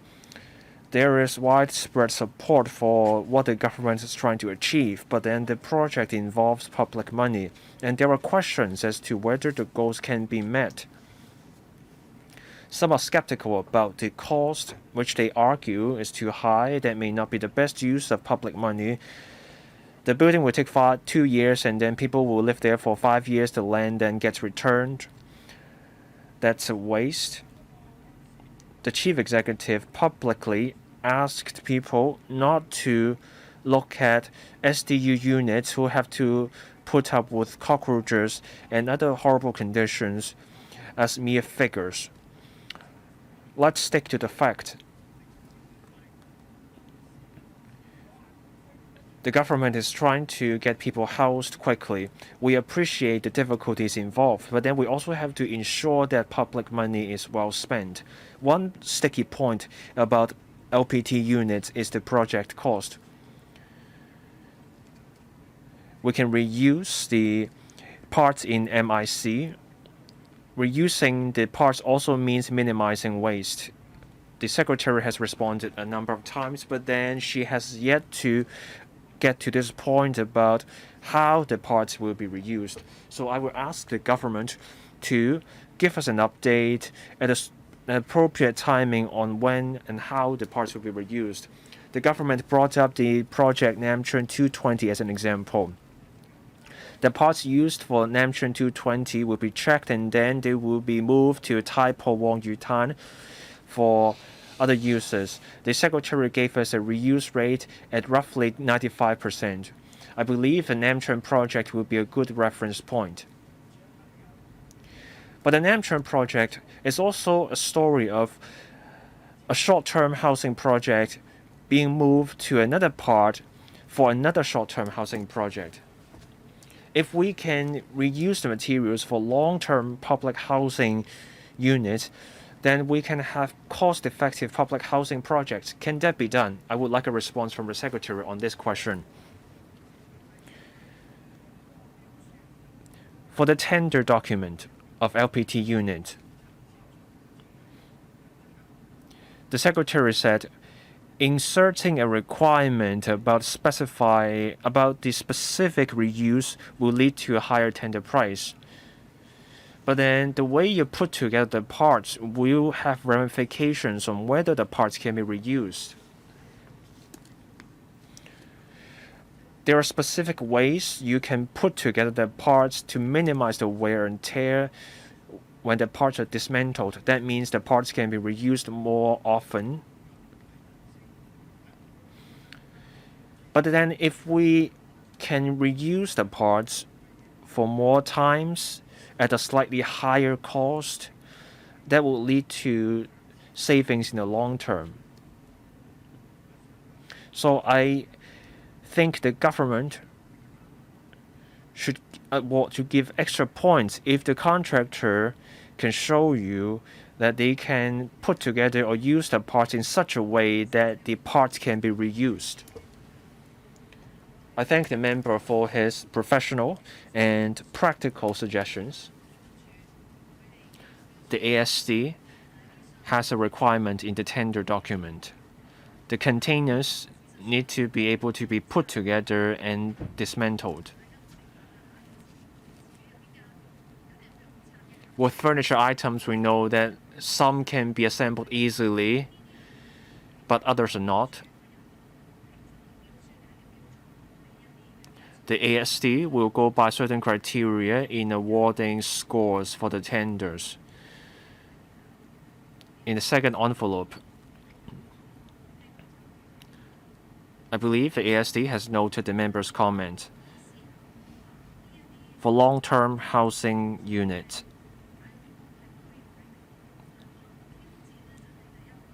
there are challenges with using light public housing units for long-term housing units. Long-term housing units tend to be in high-rise blocks 30 to 40 stories.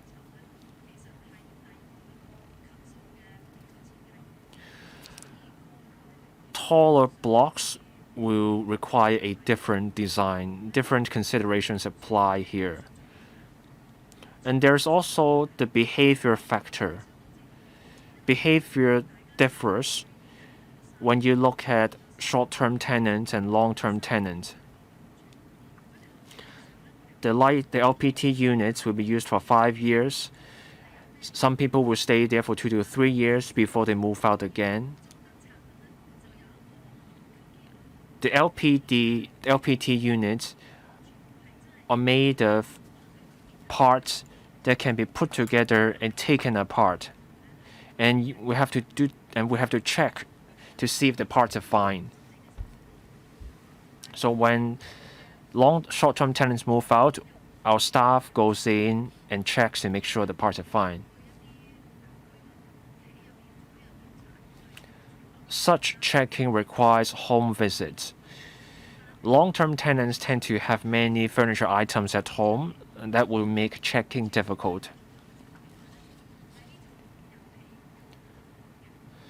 The kind of MIC the housing department adopts for long-term housing units is different from the approach taken for LPT units. Concrete is added for the kind of MIC for long-term housing units. So for long-term housing units and light public housing units, 2 different kinds of MIC are involved. I'm sure Mr. Chen can see where I'm coming from. There are reasons that we take different approaches for long-term public housing units from those for light public housing units. Secretary, if you could keep your reply brief, that could be great. Dr. Priscilla Leung, Mr. Benson Lok, Mr. Bill Tang, Mr. Gary Chen, Mr. Scott Leung, Mr. Dennis Leung, Mr. Perry Yu, Mr. Lai Tong Kwok. Finally, Ms. Chen Hoi Yan. These are the members lining up to speak. Next, Dr. Priscilla Leung. Secretary, this is a picture I'm using to show you as a sign of encouragement. Some time ago, we visited more than 100 SDU residents. More than 100 children from SDUs drew this. This is their dream. They want to be able to sing in a park. The box here is this girl in an SDU. She described her SDU as a black box. So this picture is called Getting Out of the Black Box. We put this painting in our office and we put this picture on a roving exhibition. There's a point I want to make. Secretary, you visited SDU residents. We understand how you felt after you visited these SDU residents. You can solve an issue through a variety of ways. We just need to come up with the solutions. Light public housing units may not be the perfect solution. Many members have offered a variety of solutions. I hope the Secretary can note their comments. Some are skeptical about having those LPT units in urban areas. Others don't like the ideas of having all of them in rural units. I was a district councilor. I can see this. This is all about the kind of not in my backyard mentality.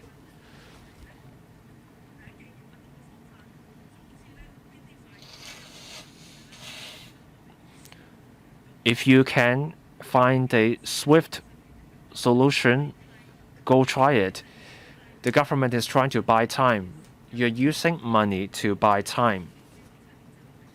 5 and 7 years from now, the children grow up. I think it's worthwhile if we can buy time so that these children can grow up in a better environment. I used to live in inadequate housing when I was a child. I got into St. Paul's Co-Educational School. It took me more than 2 hours to and from the school. My message to parents living in SDUs is that don't be picky.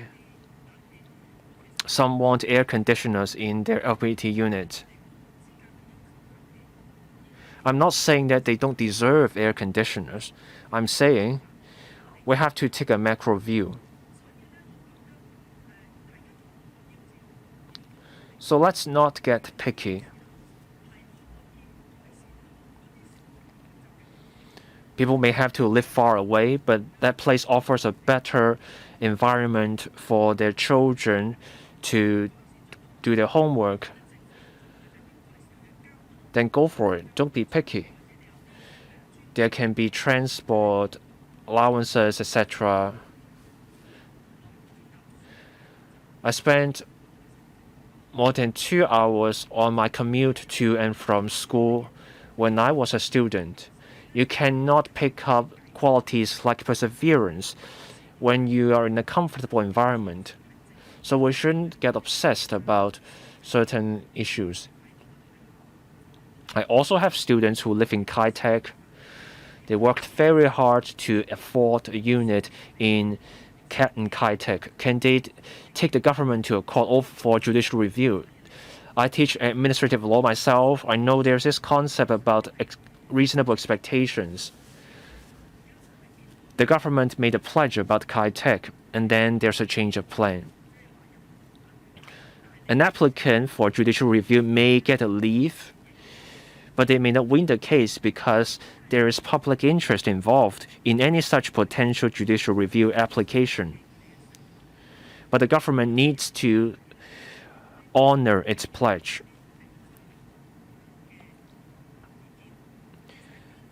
Now, can we turn these units into long-term units? Let's bear in mind that a government pledge gives rise to legitimate, reasonable expectations. These are temporary units and substantial public interest is at stake, so the government must stick to what it has pledged.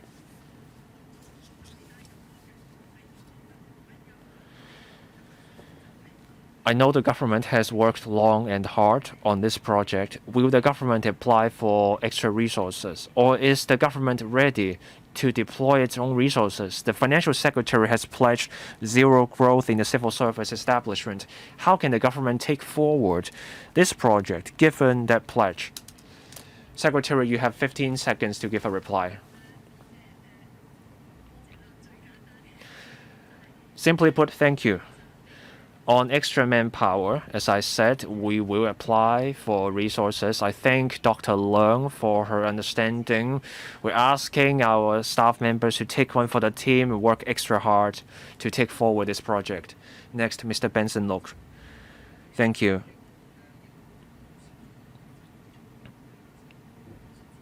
We support this proposal. Widespread discussion has been generated in the community. There are 4 points involved. First, how quickly we can lift people out of SDU. Second, the site. Third, the project cost. And fourth, the reuse value. For the project cost, there are skeptics arguing that the public housing units tend to be in remote areas. For these light public housing units, they are in different parts of Hong Kong, so that people get a choice. People can leave SDUs. They also get a variety of choices with these LPT units. As other electrical members have urged the government, please, the government should honor its promise of returning the site. That will help enhance the government's credibility. The aspiration behind this proposal is to lift people out of SDUs quickly.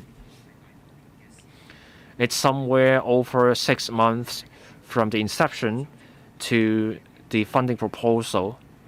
This is a sign of efficiency, and we commend the government for this. But we will also ask the government to bear in mind, keep working on conventional public housing units too. This is for $14.9 billion, and that's just the project-related costs. That does not cover the money needed for extra manpower. I know the Secretary has been scrimping and saving, cutting costs where possible.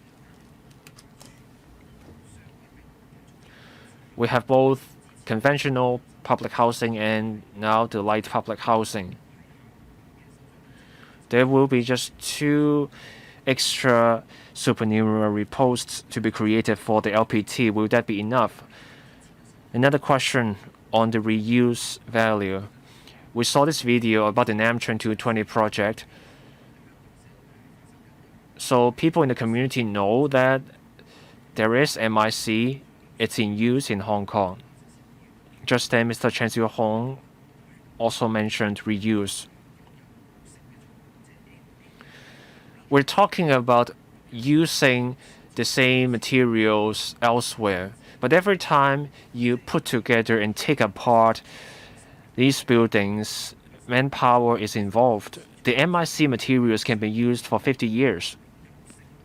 So when the materials are reused, can we find a permanent site for the part?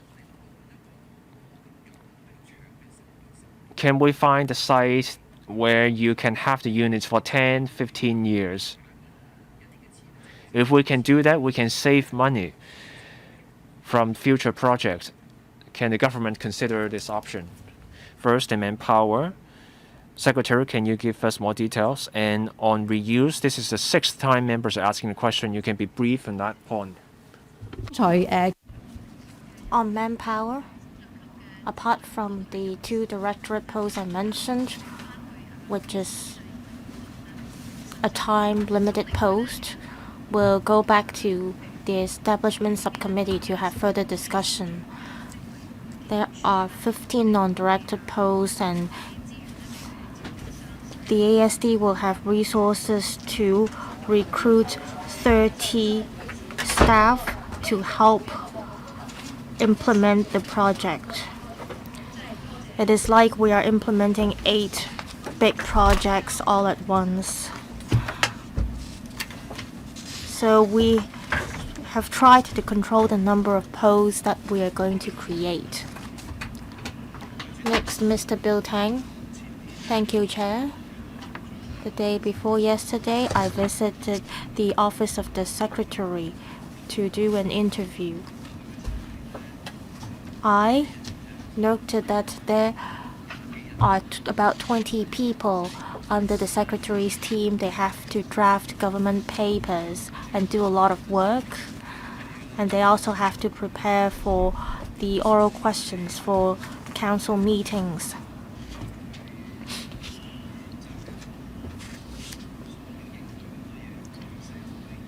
The Secretary has to put in a lot of effort to respond to the media as well as other departments and units. I know work is tough for the Secretary.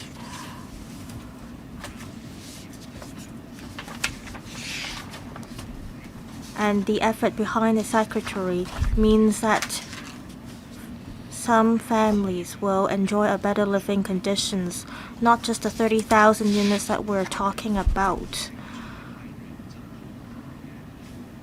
but an actual timeline that we want to see for phasing out subdivided units completely. I agree that some of the subdivided units offer a little bit more reasonable environment.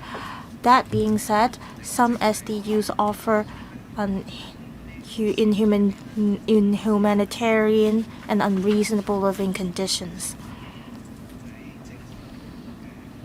I want to ask, policy-wise, if the budget is approved and construction works can be carried out smoothly, when are you going to take more active enforcement actions against SDUs? Earlier this week, I carried out a survey with a think tank, and 70% of the respondents agreed that enforcement actions have to be taken to eliminate SDUs.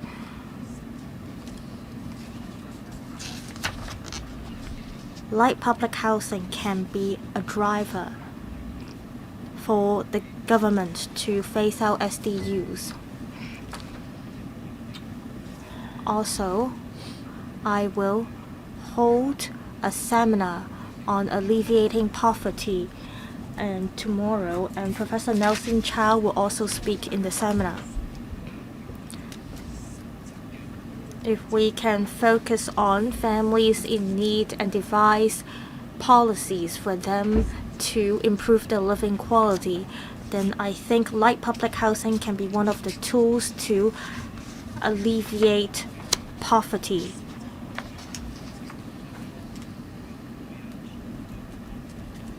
What I want to ask is, are there a set of indicators for you to measure the effect of light public housing in terms of alleviating poverty? Secretary, there are many colleagues from the housing department as well to work with us, and I appreciate their support and effort. Light public housing is an important step for us to help alleviate poverty. Within 5 months' time, we come back to the Finance Committee to ask for funding approval. This is the first important step that we are making. Then we can liaise with relevant government departments on strategies to carry out enforcement actions against SDUs. In fact, this is what I plan to do for the next step.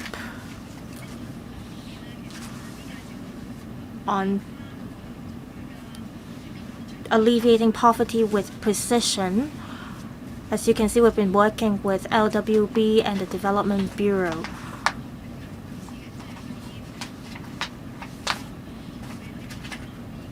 Mr. Tang asked whether there can be a set of indicators for us to measure the effectiveness of the project in terms of alleviating poverty, and we will look into this.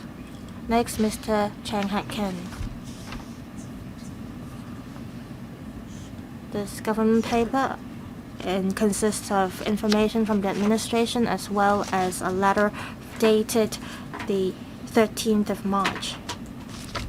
It mentions that for grassroots families, or to improve the living environment or quality of the next generation, this is of utmost importance. We should not wait any longer. I have deep reflections on what it's said in the letter. I have offered help to grassroots families before. I think improving the living environment of children will really change their lives. I mentioned in the LegCo Council meeting that I met an 8-year-old girl who had never sat on a sofa before, and the first time she saw a sofa in the housing unit, she was hugging the sofa. How come people in Hong Kong, well, some families in Hong Kong are unable to include a sofa in their residential unit? We have to think about the social effectiveness of the project. How can we offer help and to our next generation? How can we improve their living condition to facilitate their development?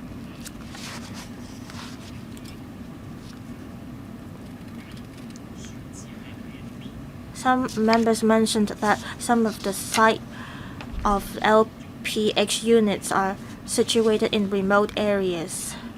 I took part in some of the transitional housing projects, and they're situated in remote areas like Taku Lane, and the administration mentioned that it would add minibus arrangements for the residents there.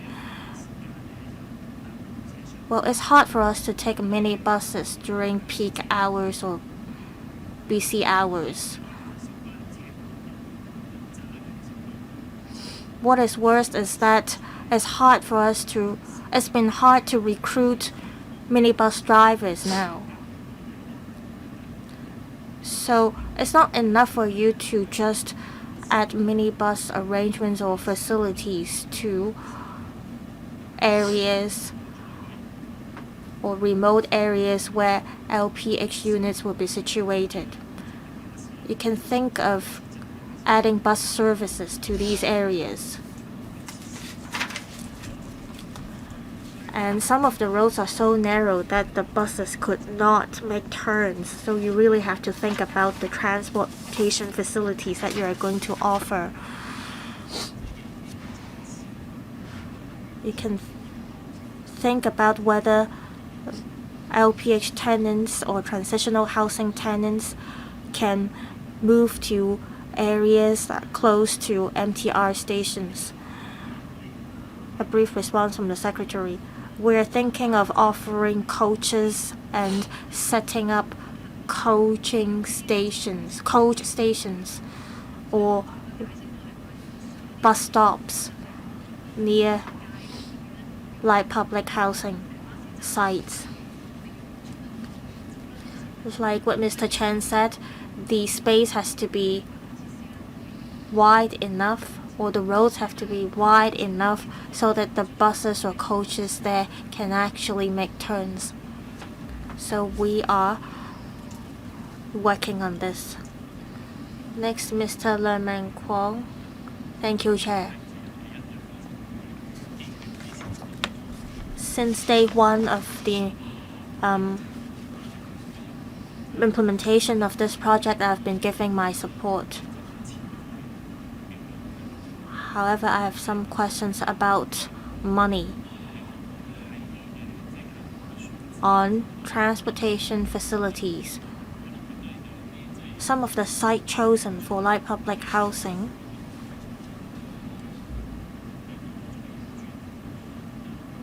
may see a sudden increase in population with the completion of these housing units. For instance, in Kai Tak, most of the developments there are used for commercial purposes.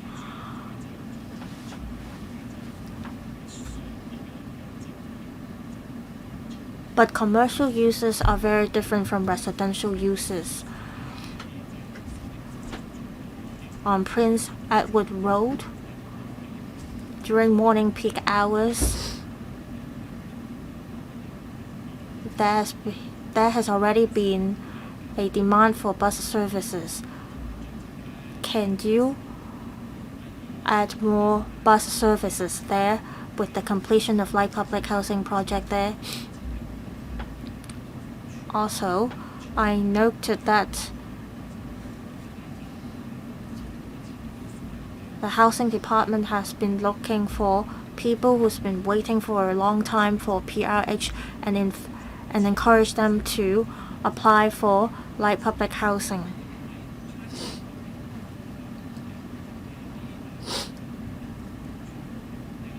On lowering project costs, can some of the management projects be handed to the housing department, and perhaps you can outsource some of the services to NGOs to save costs, and that way these NGOs can really focus on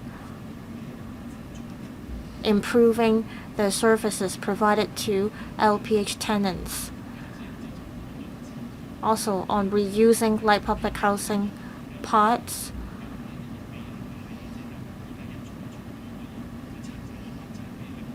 we'll see demolition of these residential blocks in the future. Can these parts be reused in redeveloping public rental housing?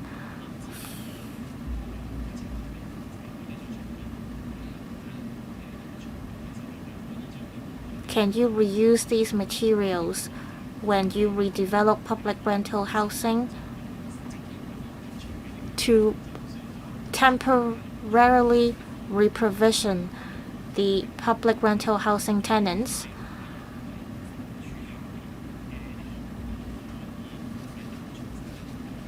I wonder if these parts to be used in light public housing can be reused in future public housing projects. Secretary,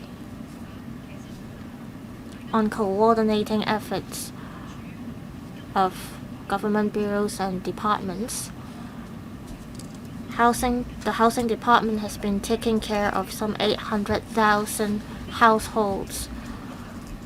They are facing a heavy workload, and there will be 360,000 public housing units to be completed, which adds to the workload of the 800,000 households. So we can imagine how busy our colleagues from the housing department are. So we will work with an organization this time, and we will do our best in coordinate the efforts of the various departments. Mr. Chow? Thank you, Chair. I mentioned that there will be more bus services to be provided in Kai Tak. Given the development of light public housing, depending on the needs, we will continue to talk to bus operators to adjust the bus services to be provided there. Mr. Kwok Wai Keung. Thank you, Chair. I appreciate the determination of the Secretary in pressing ahead this light public housing project.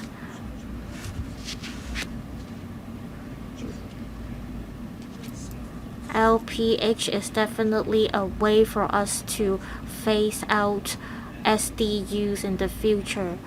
our new Premier, Mr. Li Chang, mentioned that the government has to heed the needs of our citizens. So you have to understand the difficulties. A few years ago, I visited a family with work injuries, and they were living in a unit that is 80 square meter big in terms of the area, and they had to pay $5,000 per month. And also, some people are living in units that are dilapidated. I know that there is a lady who is living with his family members in SDUs, and they were facing problems with noises and various other types of problems as well. So we cannot wait any longer to improve the living conditions. SDUs in Hong Kong are expensive, and the living environments there are extremely poor. If there is a choice, of course people wouldn't want to live there. Some people are forced to live in these units because they have no choices, or because they have to take care of their family or other reasons. If they are offered the option to move into light public housing, I believe these new residential units will be popular among grassroots families. We did a survey in Hong Kong Island East, and we gathered the signatures of people to hopefully expedite the light public housing project in Taiwan. I understand that the project in Taiwan falls under batch 2 of light public housing project. But what I want to say is that this project in Taiwan is not controversial at all. It is the only light public housing project on Hong Kong Island. It will offer some 1,600 units. And you have picked the site already. I wonder if, Secretary, you can expedite the construction works of light public housing units in Taiwan instead of leaving it to the end and have it completed in 2027. The SDU tenants in Hong Kong Island would like to move into light public housing as soon as possible so that the living conditions can be improved soon. Secretary, please. One question from Mr. Kwok.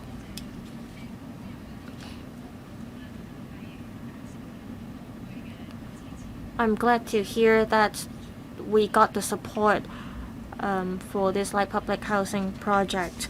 When we think about which project should fall under batch 1 or batch 2, we also had the project in Taiwan in mind.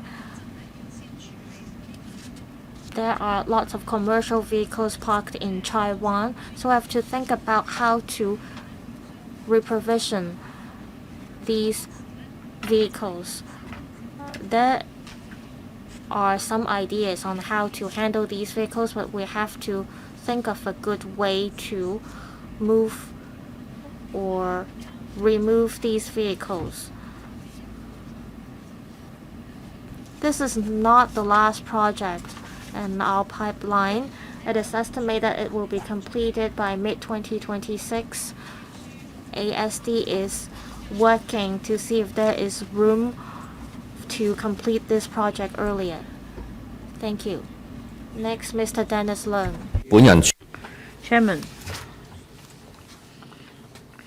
this is my philosophy in terms of housing for grassroots. We should have the flats ready for intake and not the other way around. I hope the Secretary will adopt the same thinking in taking forward housing projects. For those living in inadequate living conditions or SDUs, they are still waiting. So meanwhile, something should be done to help tackle their challenges. For example, there are measures to improve their living condition. water seepage in SDUs is prevalent. Can you work on that first? And there is also abusive charges of public electricity. Can you tackle that as well? And Chang Kwan O Area 137. Is it possible to tweak the public-private housing mix? Because recently, according to the Secretary, the ratio remains at 70-30, 70 to 30. But if that is the case, you won't be able to address the shortage of public housing. How about adjusting that to 9 to 1? In Chang Kwan O, the overall mix is 50-50. So if you don't do something about it, you won't be able to maintain 70-30 ratio in general. We want to live in bigger, cheaper flats with better living conditions. But existing PRH tenants are affected as well. In recent years, the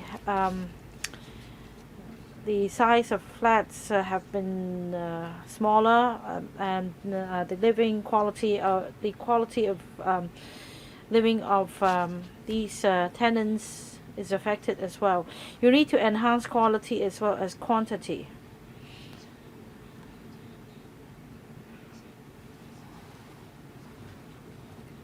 Perhaps you can shed some light on when you're going to improve the per capita living space for PRH tenants to enhance a sense of well-being. Another question is this: why are you engaging the ASD to take forward this project? I know for the housing department it has a lot on its plate because of the zero growth in civil service establishments. You need to hold the purse strings, but is it possible to ask for extra resources from LegCo to hire more hands? Without more engineers, architects, you won't be able to take up new projects. Even if you pass the buck to the ASD, you will be taking away resources for other public works projects. So this is not ideal. You can't have the cake and eat it. You need to address the issue by suitably increase manpower for more staff to take part in the housing production projects. Third point, the government first prepares an estimate before applying for funding. My concern is whether the prospective bidders will jack up the price in light of the announced estimates. Is it possible to pay the winning bidder according to the estimates prepared by the RHSD? We want to compress construction or suppress construction costs as much as possible. Again, you need more manpower because the civil service in general has low morale. You've asked a number of questions, Mr. Leung, and only the last question is related to this meeting. So I will invite the Secretary to answer the last question, and perhaps, Mr. Leung, you can direct your questions to the Secretary on other occasions. On the matter of price, this is the market tender price. I believe interested developers will submit the bid as slow as possible, but reasonable. I also appeal to interested developers to take note of the social value of these projects, and it is an opportunity for them to showcase their ability in providing houses in a speedy and less costly manner. Ms. Judy Chan, I don't think there is a perfect solution when it comes to housing. Approving this funding application is just a starting point. I hope this is a good start. Secretary, we have been sitting here for over 3 hours. Members are very serious in deliberating on this proposal. This proposal will help several 10,000 SDU tenants in improving their living conditions, so it's worthwhile. We're spending money, and of course we want the public to benefit from it as quickly as possible. But like you said, you need to go through the tender procedure, you need to vet the tender, and it seems to be a very short time frame just to complete everything in 2 years. So, Secretary, are you able to ensure seamless transition so that once construction is completed, residents can start to move in? For public rental housing, the waiting time is long because some applicants wait for subsequent offers. What about light public housing? Will there be several flat offers? On transitional housing, the occupancy rate is on the low side for a number of projects. Secretary responded to a member's question. She said that because of logistics, in the last 2 years of the operating period, the service provider may not invite another round of tenants to move in. I am afraid I can't agree with this approach. We should not waste valuable resources just for the sake of expedience. And we're talking about $1.3 billion.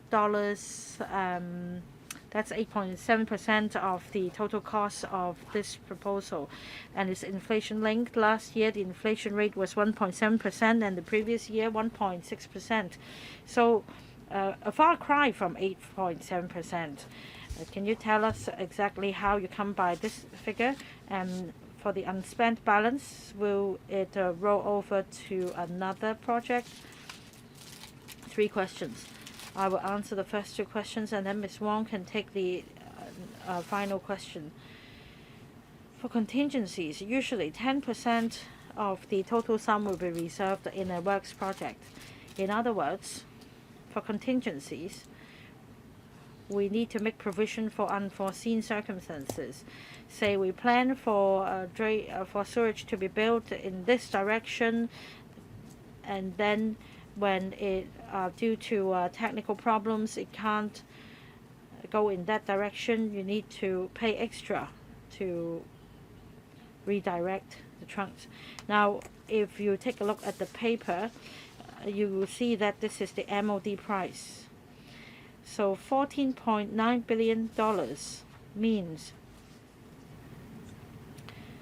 that we have taken into account the actual sum to be paid and the amount to be settled in the future when the works are completed.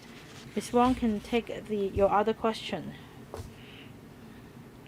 In terms of flat allocation, we take a different approach than the traditional PRH flat allocation.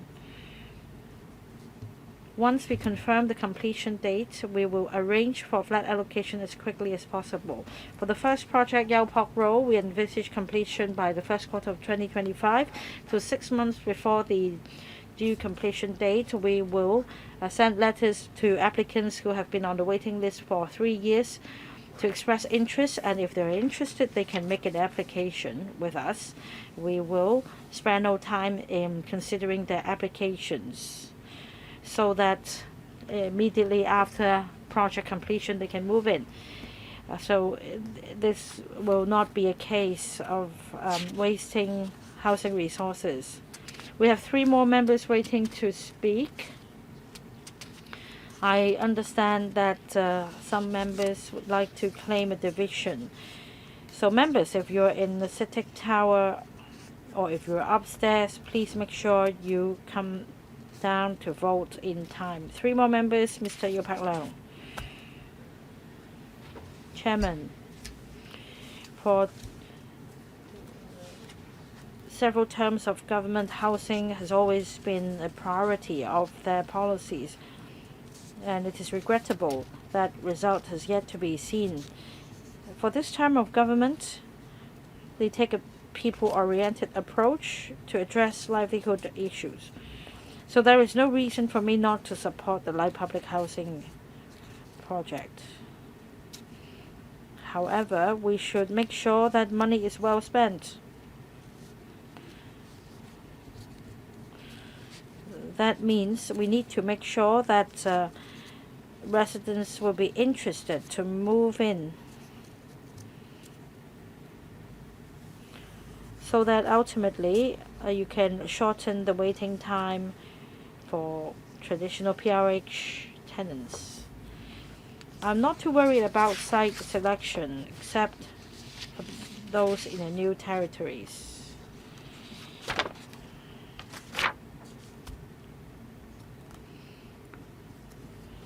Are you sure applicants on the PRH waiting list or SDU tenants will be interested in moving into LPH in these places? You need to make sure you conduct a sounding exercise to tap the pulse of public opinion. Last time I checked out a demo flat, and I had a different stance since then. I used to live in temporary housing area. It was in Kai Lok temporary housing area, and in my days, it's called temporary housing area. We just call it THA, but we were ashamed of putting down our address as THA. We only put it down in English, not Chinese, for fear of being laughed at. So I'm really concerned about the impact on our youth living in SCUs. Fortunately, when I furthered my studies, I was able to live in a dormitory, and that addressed my accommodation needs. The temporary housing areas in urban districts were really popular because of its accessibility. For work, for study, the locations were convenient. Now, for light public housing projects, the rent is pitched at 90% of traditional PRH only. The other point is about overall planning. I'm concerned about the overall planning in Kai Tak. I represent the tourism sector, but I'm concerned about housing as well. I'm concerned about the 3 sites next to the Kai Tak cruise terminal. For 2 terms of government, I've heard them say that a hub will be built next to the Kai Tak cruise terminal, not to mention Kai Tak Sports Park, and also Longshun Stone Bridge Preservation Corridor, and Kwun Tong Waterfront Promenade. It should be positioned as a cultural tourism, arts and cultural tourism hub. So, do you have this plan? What about the community isolation facility next to Kai Tak's cruise terminal? What is the way out for that? Site selection, I think members ask a lot of questions on the same point. Please be succinct. Yeah, I think that I've explained site selection many times, so perhaps I'll just focus on Kai Tak. Kai Tak Sports Park and Longshun Stonebridge Park. The construction of these facilities are on schedule. As for the isolation facility, the government is looking into the possible use of the facility. Details will be announced later. And Ms. Ho from Development Bureau can take your question on the site uses in Kai Tak. Thank you for the question. For the site next to Kai Tak Cruise Terminal, there are two commercial sites. If my memory serves me right, the site can be used either for office or for hotel development. One of the commercial sites has already been included in this year's land sale program. Next, Mr. Lai Tong Kwok. Thank you, Chair. I support this funding application. But let me also express my concern.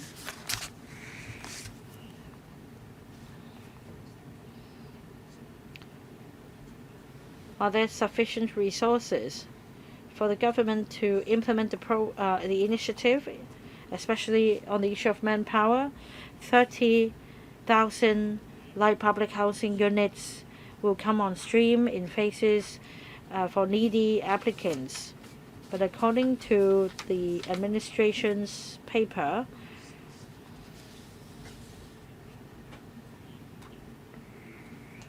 it will be up to the service operator to allocate flats in accordance with the requirements laid down by the government. And it's not a simple formula. Apart from taking into account the number of years on the waiting list, regard will also have to be given to the current living conditions of the tenants, SU tenants, and whether they're living in a crowded flat. If you leave it in the hands of the service operator, how can you ensure fairness? Are there sufficient staff on the part of the government to monitor the whole process?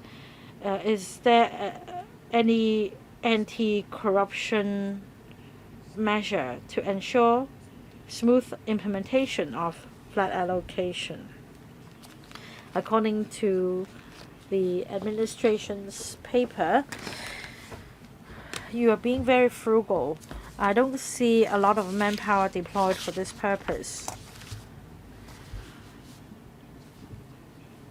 So do you have any trick up your sleeve to tackle this issue? That is, to make sure that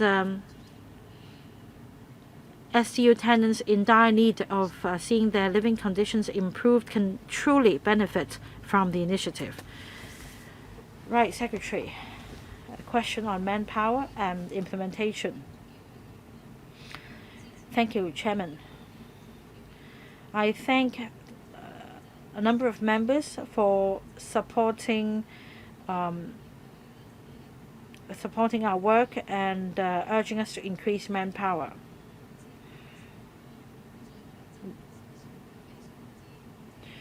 We need to exercise cost control.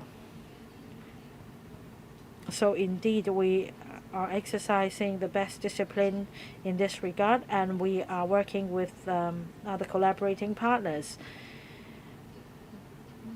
That means we are going to set or lay down criteria, and the partners will take up the administrative work. Random checks will be conducted to ensure proper implementation. Now, Mr. Lai asked about corruption prevention measures to ensure fairness. Of course, we will consider these details very carefully. If need be, we will seek advice from the ICAC to ensure that we plug these loopholes in our system. Secretary, to liaise with the ICAC as quickly as possible. They have a lot on their plate as well, and it takes time for them to review your process. You were talking about a short time frame of 2 years, so it's very tight. Ms. Chen Ho again, the last member to speak. I know the Housing Bureau has put in a lot of thought and work in addressing the housing problems. There are people living in inadequate housing. I know that very well. When I was a kid, I lived in very poor conditions. I lived on 12th floor, no lift, water supply for only 3 hours. That's how I learned not to be afraid of cockroaches and rats. And then the Kowloon Ward City was demolished. I was housed. If I had light public housing when I was young, I would be in a much better position. So that's why I know light public housing will be very helpful, and there is a pressing need for such units. There are still many substandard SDUs. We're spending more than $10 billion to build light public housing units. But what about the existing substandard SDUs? People have to do the cooking in the toilet, no space for children to do their homework. So these children are living conditions even worse than what I had when I was a kid. One major objection comes from the Kai Tak site. We have to be fair to the Kai Tak residents. There's a lack of thorough consultation, and we want to take forward this light public housing in Kai Tak. So in the future, can the government do more extensive and in-depth district consultations? There's a reason Kai Tak residents distrust the government, because they will no longer get the monorail linkage, and there are delays in what the government promised Kai Tak residents. The residents there want to see the housing problem resolved, but then the government is delaying in delivering on its promises to those residents. Many members have asked about reusing the parts for these LPH units, but how will these parts be reused? No answer in these meetings. So the government needs to give us a detailed account in the future on how these parts will be reused. I know you won't repeat your answer on reusing, but please answer the first two questions from the member. Thank you. On substandard SDUs, we touched on that.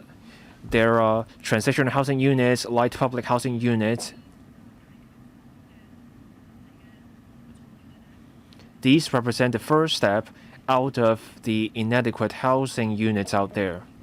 And second, on regulating substandard SDUs, that's the next stage of our work.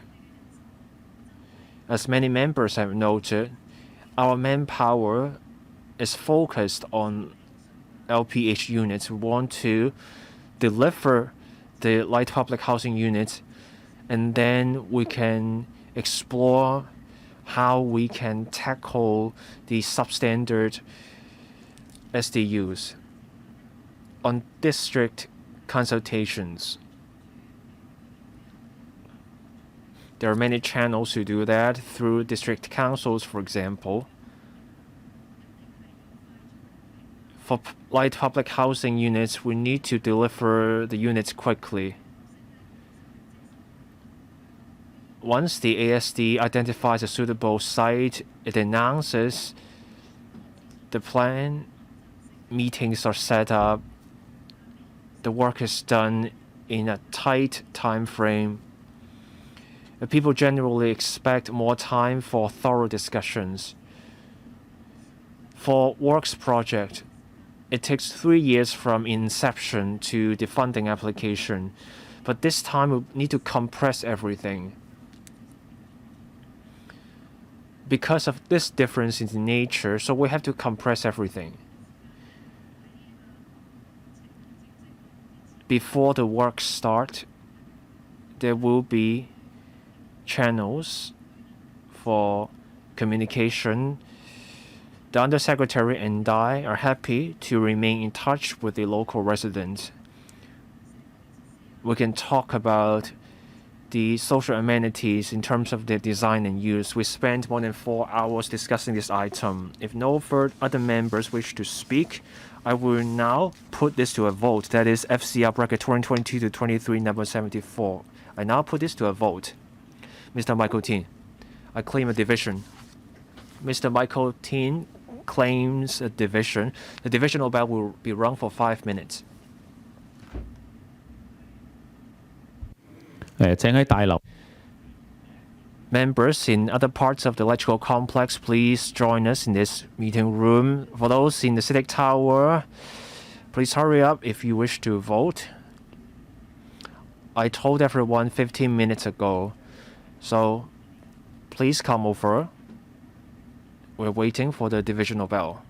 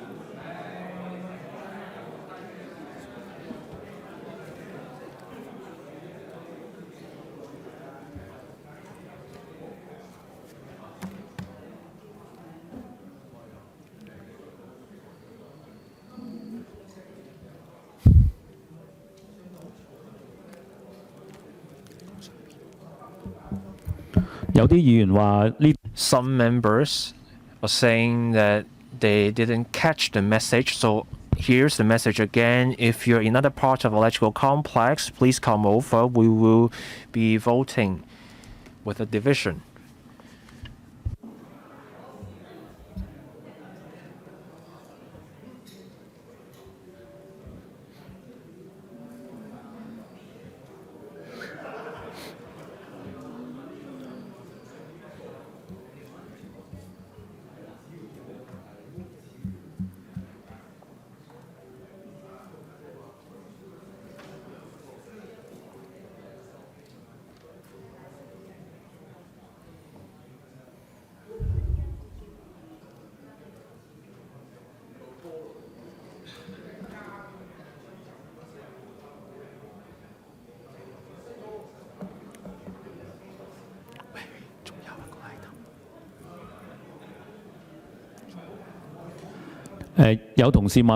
Some members are asking this question as to whether we're wrapping up the meeting after voting. There are 4 items on the agenda. After this item being the 3rd item, there's another item on the supernumerary posts for the West Kowloon Cultural District. We have up to 8 p.m. We can extend it by 8:15. So we won't extend the meeting all the way to 9 p.m.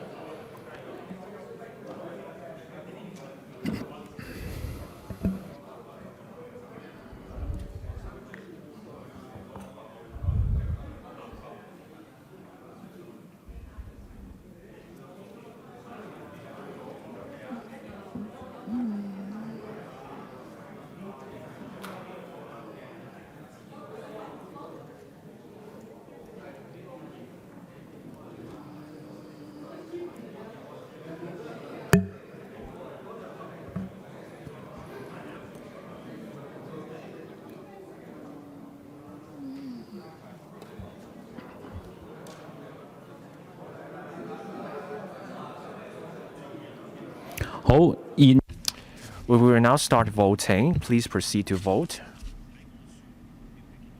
Before I announce the results, please confirm your vote.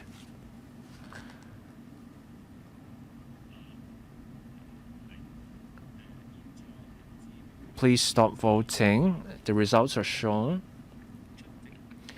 In attendance, 61 in favor, 58, 1 against, 1 abstention. I declare that this proposal is endorsed. 好We now move on to the next item on the agenda. This is the fourth item on the agenda, FCR Bracket 2022 to 23, number 75. Members are invited to pass the item endorsed by the Establishment Subcommittee at the meeting on the. This is about retaining 3 supernumerary posts, 1 principal government engineer, 1 administrative officer staff grade C, and 1 chief engineer at the Civil Engineering and Development Department for 5 years to continue to monitor and facilitate the implementation of the West Kowloon Cultural District project, and also the implementation of the integrated basement and government infrastructure project in the West Kowloon Cultural District. The Establishment Subcommittee recommended further discussion of this item at this committee, and no member asked to overturn the request, so we will proceed to have a discussion. The government officials are here. They are Mr. Raislin Lau, Undersecretary for Culture, Sports and Tourism, Mrs. Vicky Kwok, Deputy Secretary for Culture, Sports and Tourism. 3 members are lining up to speak. First, Mr. Lai Tong Kwok. Mr. Lai, please. Thank you. This is a paper about extending 3 supernumerary posts for 5 years. The records show that for 1 particular post, the administrative officer staff grade C, back in 2018, the post was created. So this post has been around as a supernumerary post for a long time. At the last meeting, I made this comment. Isn't there overlapping between this post holder's job scope with that of the West Kowloon Cultural District Authority? I thank the government for the supplemental information, massive information, in fact. I read through the government's supplemental response. This post holder is responsible for plenty of work. There are 2 additional tasks. First, creative industries. And second, integrating creative industries and tourism. So there's a lot of work to be done by this post holder. But there's another issue.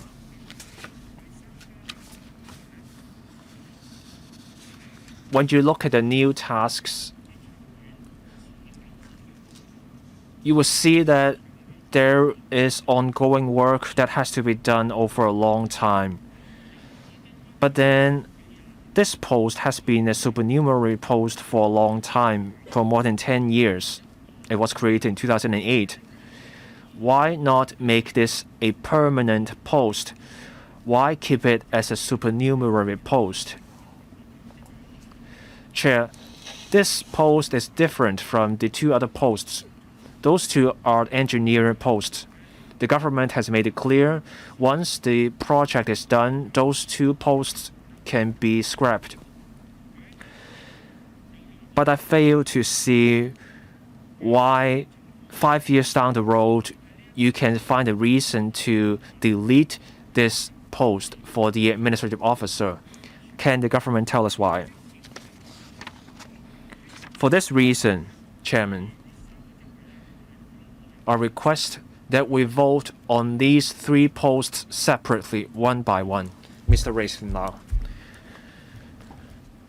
I thank the member for his question. Mr. Lai is right that for this AO post, there's quite a lot of long-term work. We ask members to approve an extension to this supernumerary post. Our bureau was set up only last July. We have to examine the work transferred to us.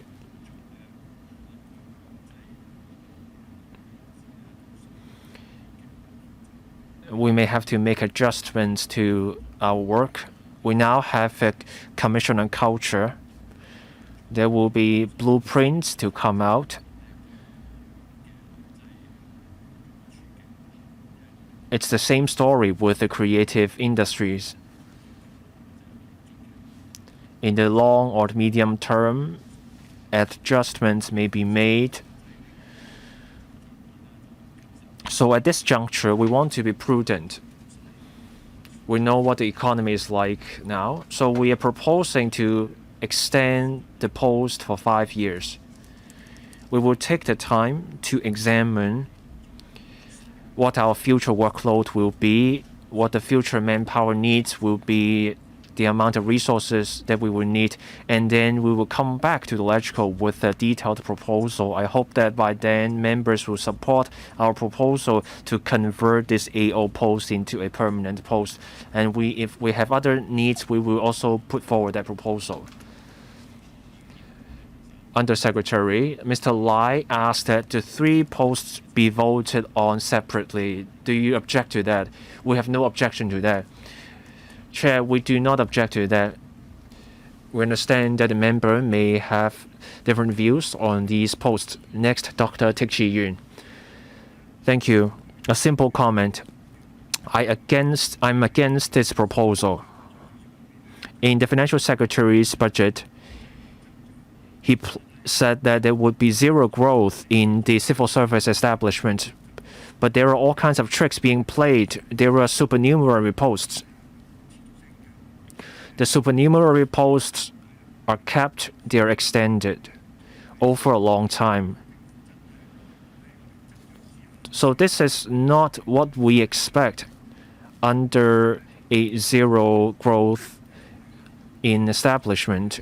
The chief executive pledged greater speed and efficiency. I would like to see greater efficiency, making better use with existing manpower. But the reality is that the government still wants to hire more people, want more posts. So I'm against this this proposal. Undersecretary, I'm not single you out. I'm against other similar proposals like this. Clearly noted. Next, Mr. Tony Tse. Thank you, Chair.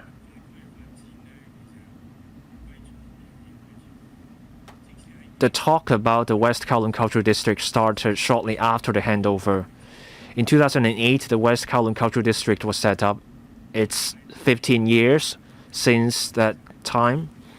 It's a prime site. We put in massive resources. Now we have cultural facilities in the area. But we aren't even a third in the completion. Many things have happened. Some are beyond the government's control.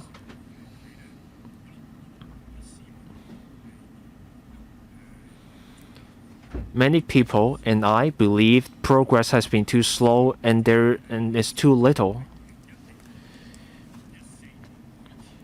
These posts were created in 2010 or 2014, and then the posts were subsequently extended. Now the proposal is to extend the posts for another 5 years. So altogether, these posts will have been in existence for more than a dozen years. Slow progress and other factors are at play. Now taxpayers have to pick up the bill.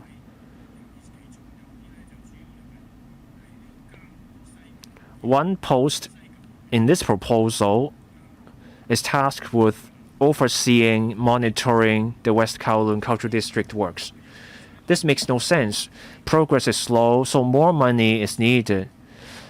So whoever this duty holder is, this person is not doing their job. I know the work in the integrated basement is complex in West Kowloon. We can recall all sorts of problems, industrial accidents at the site, for example. For the basement, the foundational works are almost done. I know there are other facilities under construction. This is a D3 and D1. You need a D3 and a D1 post working together. For D3 posts, they work on policies, standards, institutions, systems. There's plenty of discussion on these points in the paper. But there are technical issues to be resolved, and they are not the work of a D3 officer. I talked to Mr. Lai Tong Kwok, and I would request the same thing, that we vote on these 3 posts one by one. I don't see how a D3 officer can play a role here, or any work this post has done over the past dozen years or so. For these 3 posts, I'm against the D3 post. Next, Dr. Priscilla Leung. Chair, I would like to respond. Sure. Thank you, Mr. Tony Che, for his suggestions. I don't think the suggestions are very comprehensive, though. Looking at the development of the West Kowloon District, Cultural District, indeed, we've spent a lot of time on this project. However, we do see many successful projects, including the Hong Kong Palace Museum and the M+ Museum, and they've become new tourist destinations in Hong Kong. The entire WKCD project is very complex. As you mentioned, there are some external factors that have affected the progress of the projects, and that was out of our control. And there were some changes to our project as well. For instance, at the beginning, we didn't plan the Hong Kong Palace Museum in our project, but we managed to complete the museum within the set time frame. And it's been popular among the public. So I think it's not entirely fair to say that the project is not successful, and we should not neglect the effort made by all the government officials. Over the past 5 years, some 17 billion of construction works were carried out in WKCD, and in the future we'll see another 25 billion of construction works to be completed. Last time, Mr. Lai Tong Kwok also expressed his understanding of why the project is so complex, because we needed to segregate vehicles and pedestrians, and we also had this large-scale integrated basement works to be carried out to keep the vehicles running in the basement or underground level.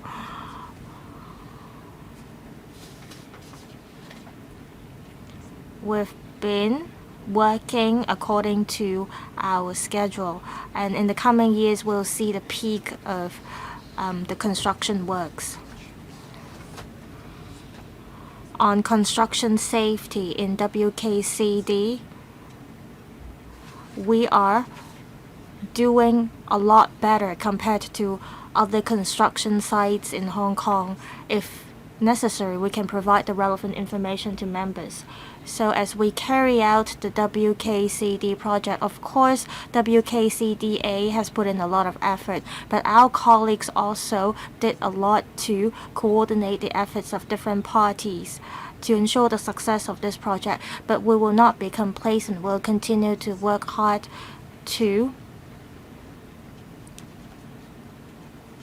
stick to our project schedule to make sure that the project can be delivered on time.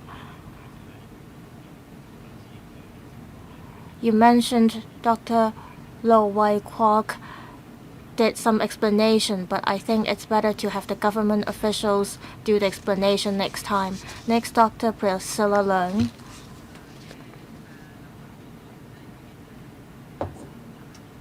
I've been a member of the Legislative Council for 3 LegCo sessions.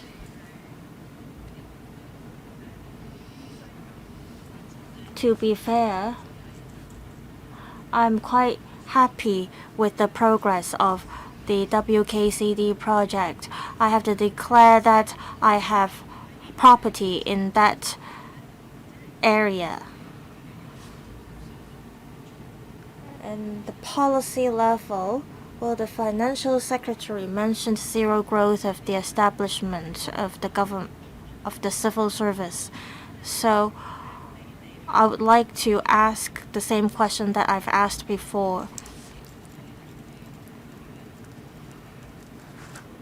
Are you going to deploy manpower internally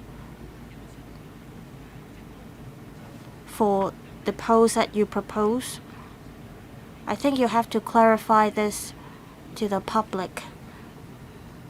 I appreciate your effort in this project, and I also agree that we have seen some successful projects completed, including the Hong Kong Palace Museum. I have visited the museum myself, and it is popular among the public as well. However, I would like you to clarify on whether there will be any changes in terms of these establishment. Mr. Lau.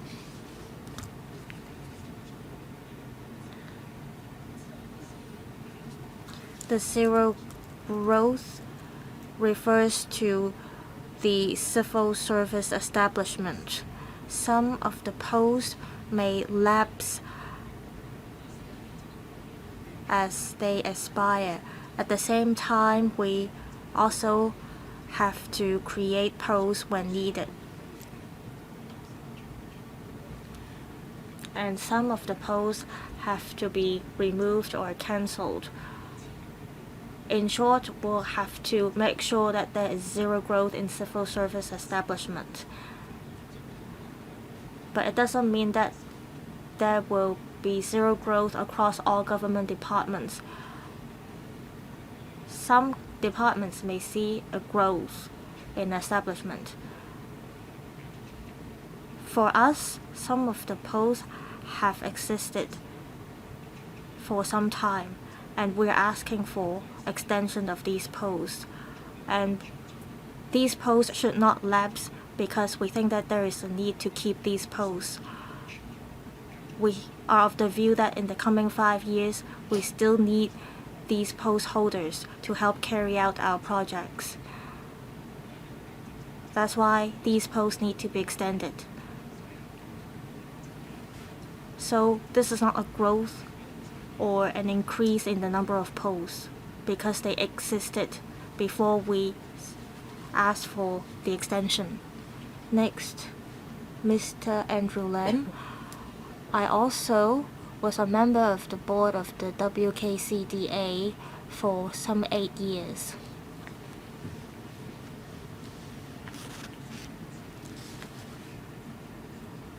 We cannot rely on the WKCDA alone to handle the work. The Government's Policy Bureau have to work with WKCDA to implement the entire project. I'm not a member of the Establishment Subcommittee, but in this context, I understand there is a need to keep these posts. And I think there is a gap that we need to fill. We're in phase 3 of the project. I understand that we still need to complete the work in relation to the integrated basement.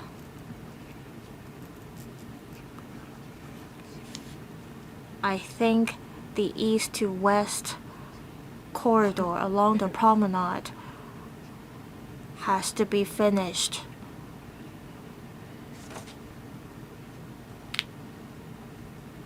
And this will complete the cultural and art landscape of Hong Kong. And I believe residents of or local residents of the area would like to see the completion of this project as well. I hope that with the extension of these posts, the relevant works can be completed as soon as possible. Thank you. Next, Ms. Carmen Khan. Well, the 3 posts will be voted on separately. I hope that the administration can clarify some parts of the government papers EC 20222318. It's mentioned in the papers that with the restructuring of the government departments or bureaus, there is, however, no additional manpower given to CSTB. I would like the administration to clarify whether this is related to the D3 or D2 post that has existed since 2010. I want to know which post was transferred to the ITIBB.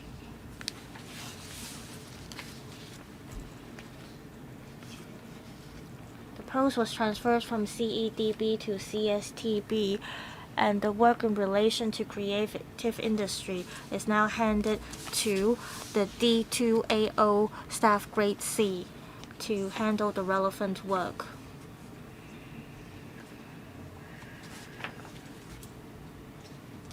We made this arrangement, that is, we passed the work concerning creative industry to that officer. I believe there is an increase in workload for ITIB as well, so we explained the workload as well in our paper. Next, Mr. Holden Chow. Thank you, Chair.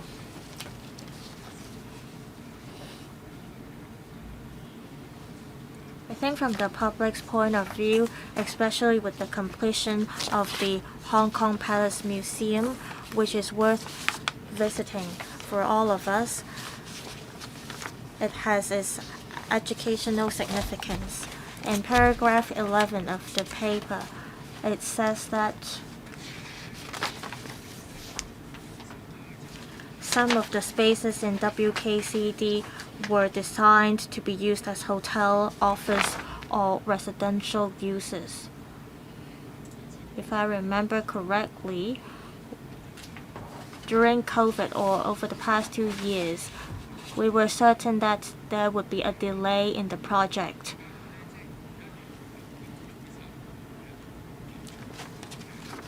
Well, with the extension of 3 posts, including the project manager and the AO staff grade C, in the future, will you continue with the hotel and office or residential portion of WKCD and at the same time gain an income from these developments? A huge sum of money has been spent on the WKCD project, but as far as I understand, in order to ensure the financial sustainability of WKCD, you have to rely on the hotel, office, and residential portions.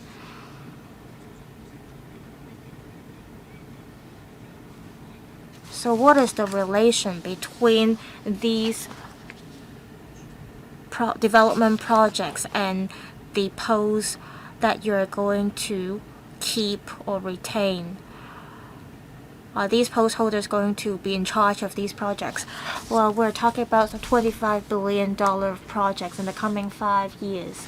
As we see the completion of the integrated basement, then we can start developing the top side structures.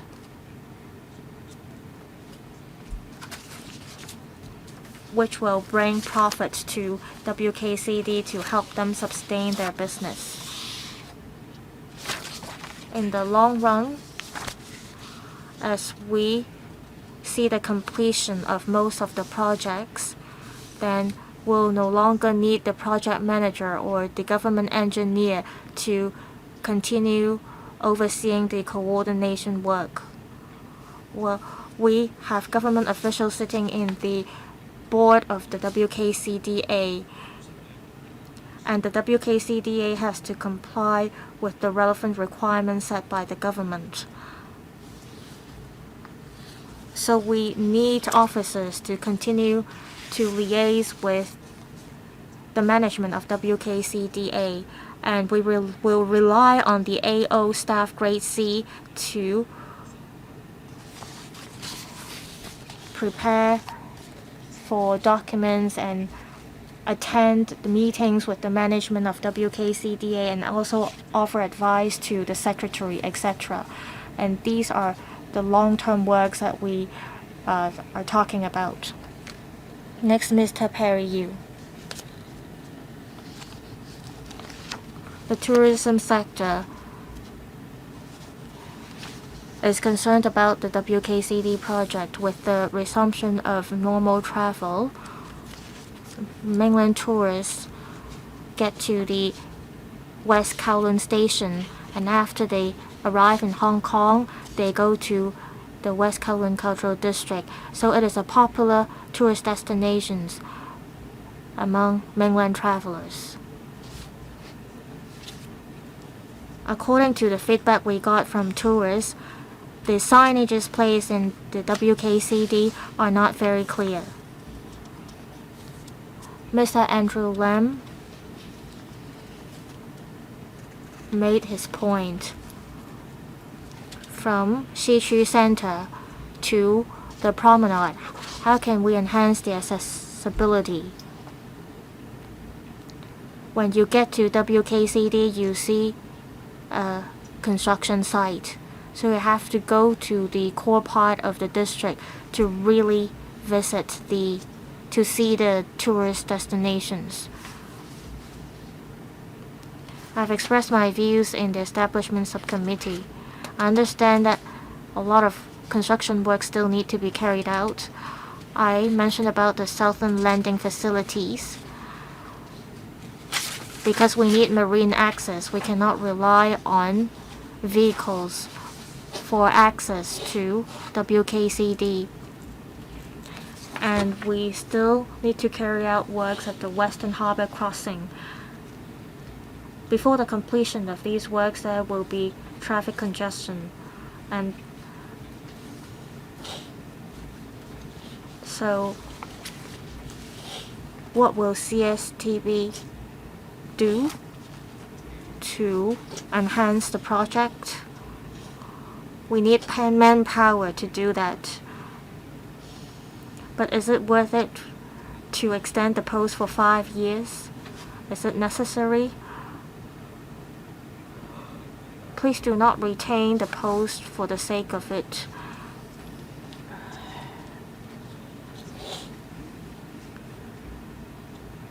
From the perspective of having the project completed as soon as possible, I give my support to the proposal. Thank you. Our meeting is scheduled to end at 8 p.m. I wonder if there are other members who would like to raise the questions.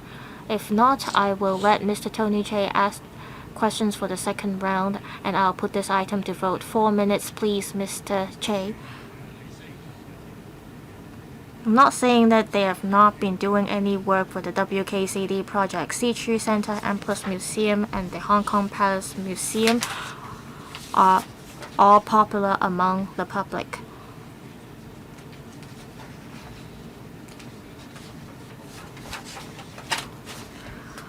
Why was the Hong Kong Palace Museum project so effective and could be completed within the time frame? I hope that the administration can offer supplementary information showing what was the original deadline that the administration set, and please offer an explanation why the project was delayed. I understand that it was not entirely the responsibility of the administration. It involves a area of 40 hectares. It's not a very huge site. Well, you mentioned that in the coming 5 years there will be more construction works.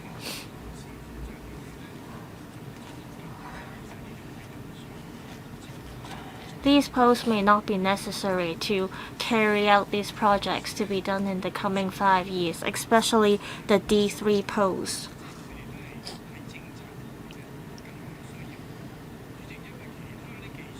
These posts may be needed in the policy level. Say, the government engineer post may be necessary. But is it necessary for you to keep the D3 post for so many years, considering what you have produced all these years in the project? Mr. Lau, you may not have all the information about the original timeline or schedule of the project. Please provide supplementary information afterwards. Undersecretary, yes, the comment is noted, but it's really difficult to give a verbal reply here in terms of the timetable of different facilities. I'll give you a written reply after the meeting, and I thank the member for the constructive comments on the facilities in the West Kowloon Cultural District. If there are no other questions, I will now put this paper to a vote. FCR 2022-23, paper number 75. In 3 batches. First, in relation to the principal government engineers post, the D3 post, that is project manager, culture, sports and tourism. Members, if you're in favor of the extension proposal, please raise your hand. Those against, please raise your hand. Mr. Tony Chair votes against the proposal. The majority of members who voted in support of this proposal, it is endorsed. Next, Administrative Officer Staff Grade C, a D2 post titled Principal Assistant Secretary, West Kowloon Cultural District. This will be put to a vote. Will those in favor please raise your hand? Those against, please raise your hand. I think the majority of members who voted are in support of this proposal. This proposal is also carried. Last one. Post of Chief Engineer, D1 in the CEDD designated as Chief Engineer / South 2. Those in favor, please raise your hands. Those against, please raise your hand. Dr. Teck Chi Yuen votes against this proposal. I declare this proposal passed. We have finished discussing all items on the agenda, so that's the end of the meeting. Thank you.